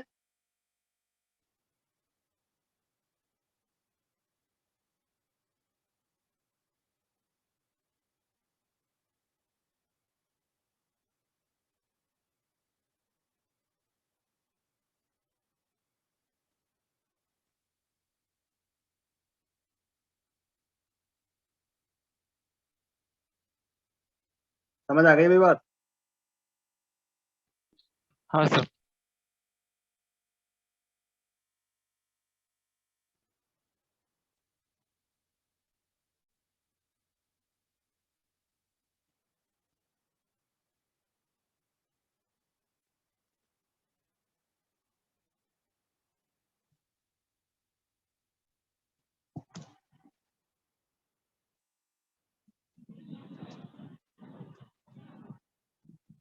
लिख लिया यहाँ तक? 1 minute sir, 1 second सर। किसी को डाउट इसमें? तो सीधा वर्क डन बाय ग्रेविटी क्या करना है, जिस डायरेक्शन में ग्रेविटी हमेशा वर्टिकली डाउनवर्ड ही होती है, तो उसी की डायरेक्शन में डिस्प्लेसमेंट निकाल, देख लो कितना है, उसको डायरेक्टली मल्टीप्लाई कर दो, यानी वर्टिकल को वर्टिकल से mg इंटू y सीधा। तो ग्रेविटी वाला है तो सीधा मतलब वर्क डन mg है, बस इतना याद रखना है ना। वर्क डन में फोर्स तो mg होगा, डिस्प्लेसमेंट उसी की डायरेक्शन में ले लो, फोर्स की डायरेक्शन में डिस्प्लेसमेंट, यानी वर्टिकल डायरेक्शन का डिस्प्लेसमेंट देखना है। यस सर,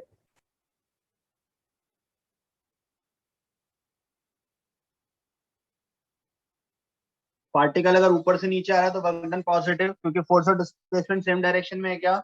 यस सर, और हाँ अगर अपोजिट डायरेक्शन में जाएगा तो नेगेटिव, यानी ऊपर की तरफ किसी बॉल को थ्रो करते हैं तो वर्क डन बाय ग्रेविटी कैसा आएगा, नेगेटिव, और अगर नीचे की तरफ ड्रॉप करते हैं तो वर्क डन बाय ग्रेविटी कैसा आएगा, पॉजिटिव।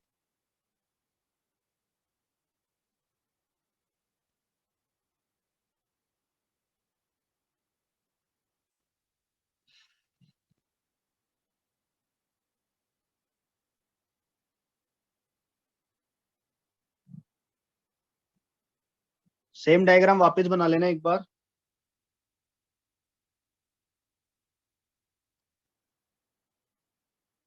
देखिए इस बार क्या करना, पार्टिकल को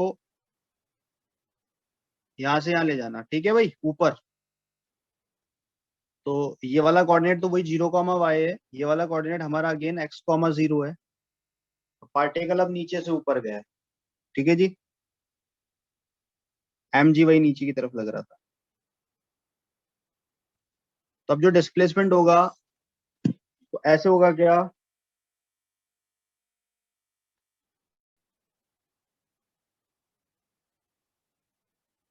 ऐसे होगा डिस्प्लेसमेंट यस सर। इनिशियल से फाइनल।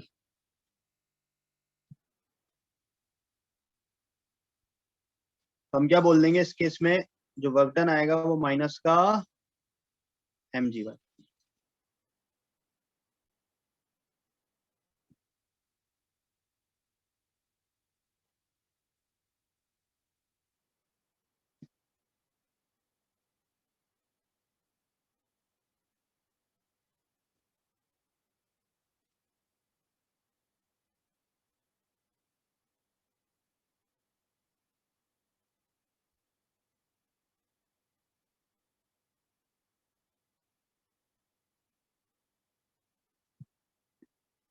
और चाहो तो इससे निकाल लेना, वही फॉर्मूला लगाया हमने, तो माइनस का mg जे कैप तो था ही। अब जो डिस्प्लेसमेंट वेक्टर बनेगा वो माइनस xi प्लस yj हो जाएगा। बनाओगे कैसे, वही इनिशियल माइनस फाइनल, क्या तो फाइनल अभी 0 माइनस x बनेगा, क्या आया ना, और y माइनस 0 ऐसे ही बनेगा डिस्प्लेसमेंट हाँ वेक्टर। सर। सोचो यस सर। हमारे पास वर्क डन जो आ जाएगा, इसको सॉल्व कर लो आप, देखो जे वाला जैसे जब आप करोगे तो माइनस का mgy आएगा। तो आप चाहें तो यहाँ डिस्प्लेसमेंट वेक्टर सोच सकते हो। अब इनिशियल पॉइंट ये, फाइनल पॉइंट ये, ठीक है ना भाई, पहले कहानी अलग थी। पहले हम क्या कर रहे थे, पहले हम फाइनल पॉइंट x था हमारे पास और इनिशियल पॉइंट ऊपर से 0 था, इनिशियल 0 था, फाइनल x था, तो हम क्या लिखते थे, वही फाइनल माइनस इनिशियल यानी x माइनस 0, इसलिए प्लस का xi बनता, ठीक है। Yes sir. दोनों में डिफरेंस समझ आ रहा है ना, वेक्टर बना लोगे, एस वेक्टर बनाने आता ही है, इनिशियल और फाइनल पॉइंट दे रखे हैं तो सीधा। हाँ सर। तो ये वर्क डन पॉजिटिव है, और याद भी रख लो जब भी मैं ऊपर जाऊंगा तो वर्क डन नेगेटिव, और जब भी मैं नीचे की तरफ आऊंगा पॉजिटिव। पॉजिटिव, बस ये चीज ध्यान रखनी, ठीक है। सर यहाँ पे mg के अलावा भी एक और एक फोर्स एक्ट कर रहा होगा ना? क्यों सर उसे साइडवेज जाने के लिए। हम तो सिर्फ ग्रेविटी का वर्क डन देखने में इंटरेस्टेड है ना, तो हमें तो लग रहा होगा नो डाउट, उसका निकालना तो उसका निकालने थे, लेकिन सिर्फ ग्रेविटी का वर्क डन में तो ग्रेविटी का वर्क डन, उसका Yes, फोर्स sir. उसका डिस्प्लेसमेंट चाहिए ना, सर भले कोई mg और into फोर्स y होगा वो सर। तो सिर्फ कितने भी फोर्सेज लग रहे हो, लेकिन हमें अभी सिर्फ किसके निकालने में इंटरेस्टेड है, हम mg के। तो mg में तो उसका इफेक्ट होगा नहीं ना भाई, Yes, sir. mg के वर्क डन में तो mg का फोर्स और उसी का डिस्प्लेसमेंट, हमें तो वही देखना है कि mg की वजह से डिस्प्लेस क्या हुआ है। तभी तो देखो ये पार्टिकल अगर इधर जा रहा है तो ये साथ साथ नीचे भी तो आ रहा है, Yes, sir. तो नीचे लाने वाला फोर्स कौन है, mg है क्या, तो इसने भी कुछ वर्क किया है ना, तो अभी हम उसी में इंटरेस्टेड हैं। साइड में गया होगा, कैसे गया होगा वो नहीं पता, ठीक है। Yes, sir. Yes, sir. तो फोर्सेस भले इस पे इनफाइनाइट लग रहे हो, लेकिन अभी हम किस में इंटरेस्टेड है, सिर्फ mg के निकालने में, ठीक है ना भाई। Yes, sir.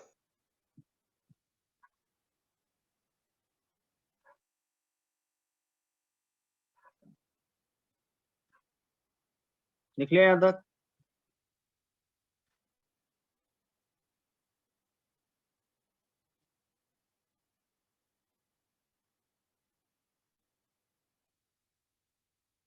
किसी को दिक्कत। सीधा क्या करना है, जब भी वर्क डन बाय ग्रेविटी निकालने को है तो डायरेक्टली क्या करोगे, जिस डायरेक्शन में ग्रेविटी एक्ट कर रहा है, यानी mg तो हमेशा वर्टिकल होगा, क्या तो vertical Yes, sir. Downward direction में डिस्प्लेसमेंट लेके आ जाओगे, ठीक है। इसका आंसर क्या होगा,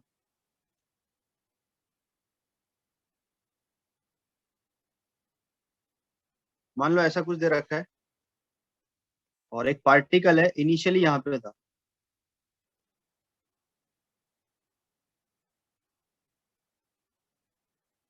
और फाइनली वो कहीं यहाँ पहुंच गया,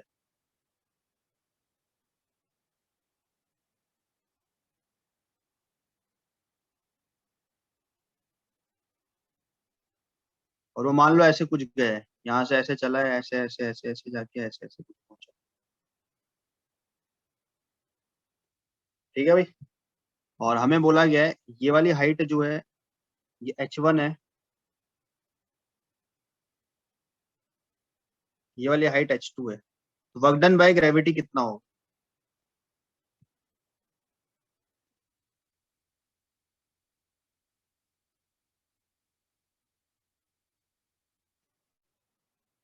कितना होगा इस केस में? जब पॉजिटिव होगा कि नेगेटिव होगा इतना बता दो। पॉजिटिव। पॉजिटिव पॉजिटिव ही होगा। mg h1 - h2। सीधा mg h1 - h2 आ गई ना बात समझ? Yes sir. क्योंकि फोर्स लग रहा है नीचे की तरफ, तो इफेक्टिव जो हमारे पास वर्टिकल डायरेक्शन का डिस्प्लेसमेंट होगा वो सिर्फ इतना सा होगा क्या? हमने यही तो सीखा है, जिस डायरेक्शन में फोर्स एक्ट कर रहा है, फोर्स mg तो नीचे था ना, फोर्स mg नीचे था क्या? और उसकी डायरेक्शन में डिस्प्लेसमेंट कितना है? तो h1 - h2 है क्या वर्टिकल डायरेक्शन में? Yes sir. समझ आ गया सभी को? सीधा mg इंटू h1 - h2 और पॉजिटिव होगा। ठीक है,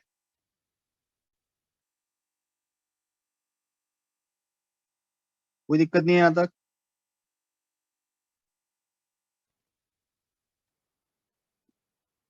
समझ आ रहा है भाई? कहीं से कहीं भी पार्टिकल को ले जाओ, वर्क डन बाय ग्रेविटी निकाल लोगे, उसकी डायरेक्शन में क्या लेके आ जाओगे? डिस्प्लेसमेंट। ठीक है, यस सर। नेक्स्ट लिखिए वर्क डन बाय टेंशन।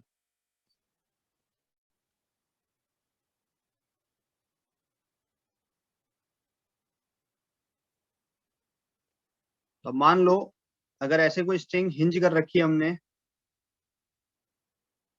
और यहाँ पर हमारे पास एक m मास है और वो इधर और इधर डिस्प्लेस हो रहा है,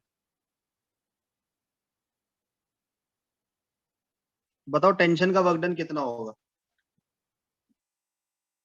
इधर जा रहा है, इधर जा रहा है, टेंशन का वर्क डन कितना होगा?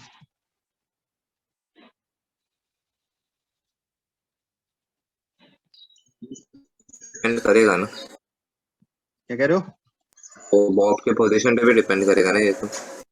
वही तो पूछना है, कितना होगा टेंशन का work done? Sir opposite. No, और कोई है भाई आंसर देगा? टेंशन का वर्क डन कितना होगा?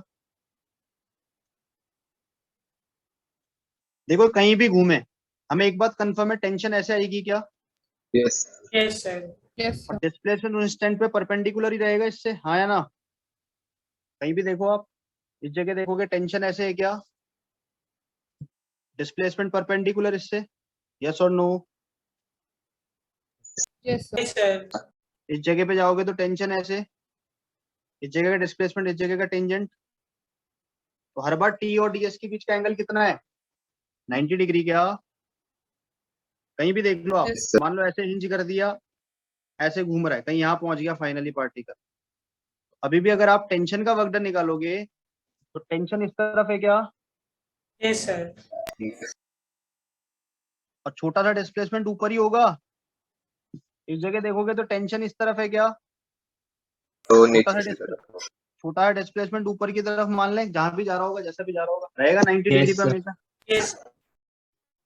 यानी angle between tension and DS, तो हम ऐसा बोल सकते हैं फोर्स जो है वो परपेंडिकुलर है डीएस के, आया ना? मतलब कि टेंशन जो है परपेंडिकुलर है क्या डीएस के, ऐसा बोल सकते हैं? हम ऐसा लिख सकते हैं क्या कि टी डॉट डीएस या फिर टी डीएस कॉस 90, ऐसा बोल दें, जो कि हमेशा कितना आएगा? 0। तो वर्क डन बाय टेंशन इस वाले केस में कितना बन जाएगा? 0। बात समझ आ गई सभी को? क्लियर है भाई?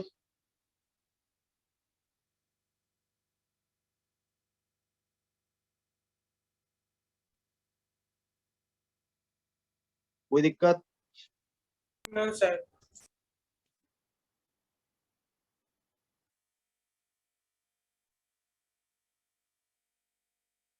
एक टाइप का सेंट्रीपिटल वैसे ही बन गया ना। हाँ,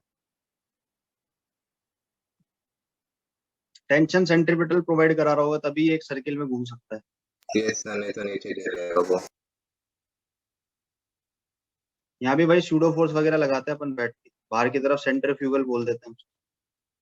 Yes. बात समझ आ गई भाई? टेंशन का वर्क डन 0 क्यों आया? Yes, sir. यस या मान लो एक ब्लॉक है ए ब्लॉक, एक ब्लॉक है बी ब्लॉक, और हमने इस पे फोर्स लगा रखा है एफ, ऐसे कुछ। तो मान लो इस ब्लॉक को लगाने पर हमने इस तरीके से किया, आपको टेंशन का वर्क डन निकालना है। तो ए पॉइंट पर टेंशन कैसे आई होगी? आगे की तरफ क्या? बी पॉइंट पर टेंशन कैसे आई होगी? पीछे की तरफ, आया ना? यस और नो? Yes, sir. तो थोड़ी देर बाद मान लो sir. सरफेस स्मूथ वगैरह थी, ये इस तरीके से यहाँ पहुंच गए, सपोज ये ए इधर,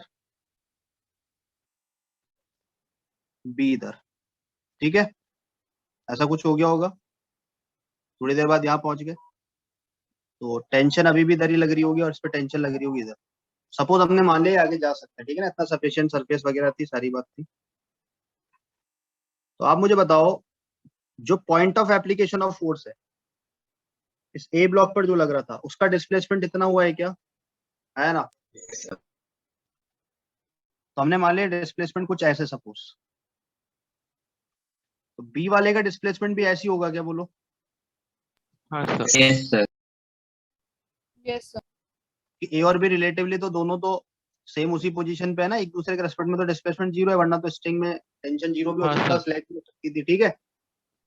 अब मैं अगर आपसे पूछूं work done by tension on A पे जो टेंशन लगी उसका वर्क डन बताओ कितना होगा? तो आपका आंसर टीएस Into होगा क्या? S.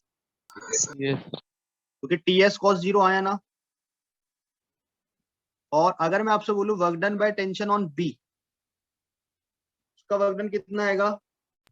Minus TS. Yes. Minus TS. अगर मैं आपसे बोलूं टोटल वर्क डन कितना हो Zero. जाएगा? 0। बात समझ आई?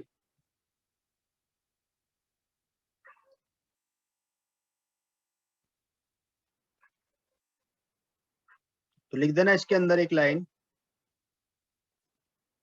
Total work done by internal, जो कि अभी कौन सा फोर्स है? Internal force. अगर मैं सिस्टम मान लेता तो इंटरनल बन जाता ना टेंशन, ए और बी को सिस्टम मानता तो, हाँ या ना? अगर मैं इस पूरे को अपना सिस्टम मानता तो टेंशन इंटरनल फोर्स बनता क्या? Yes, sir. और वो फुल 0 हो जाता तो ध्यान रखना, जितने भी इंटरनल फोर्सेस होते हैं, यानी अगर मैं इस ए और बी को, इस पे फोर्स लग रहा है ऐसे, अगर मैं अपना सिस्टम अज्यूम करता, सिस्टम बाउंड्री बनाता, सपोज जो टेंशन होता वो इंटरनल हो जाता क्या? Yes sir.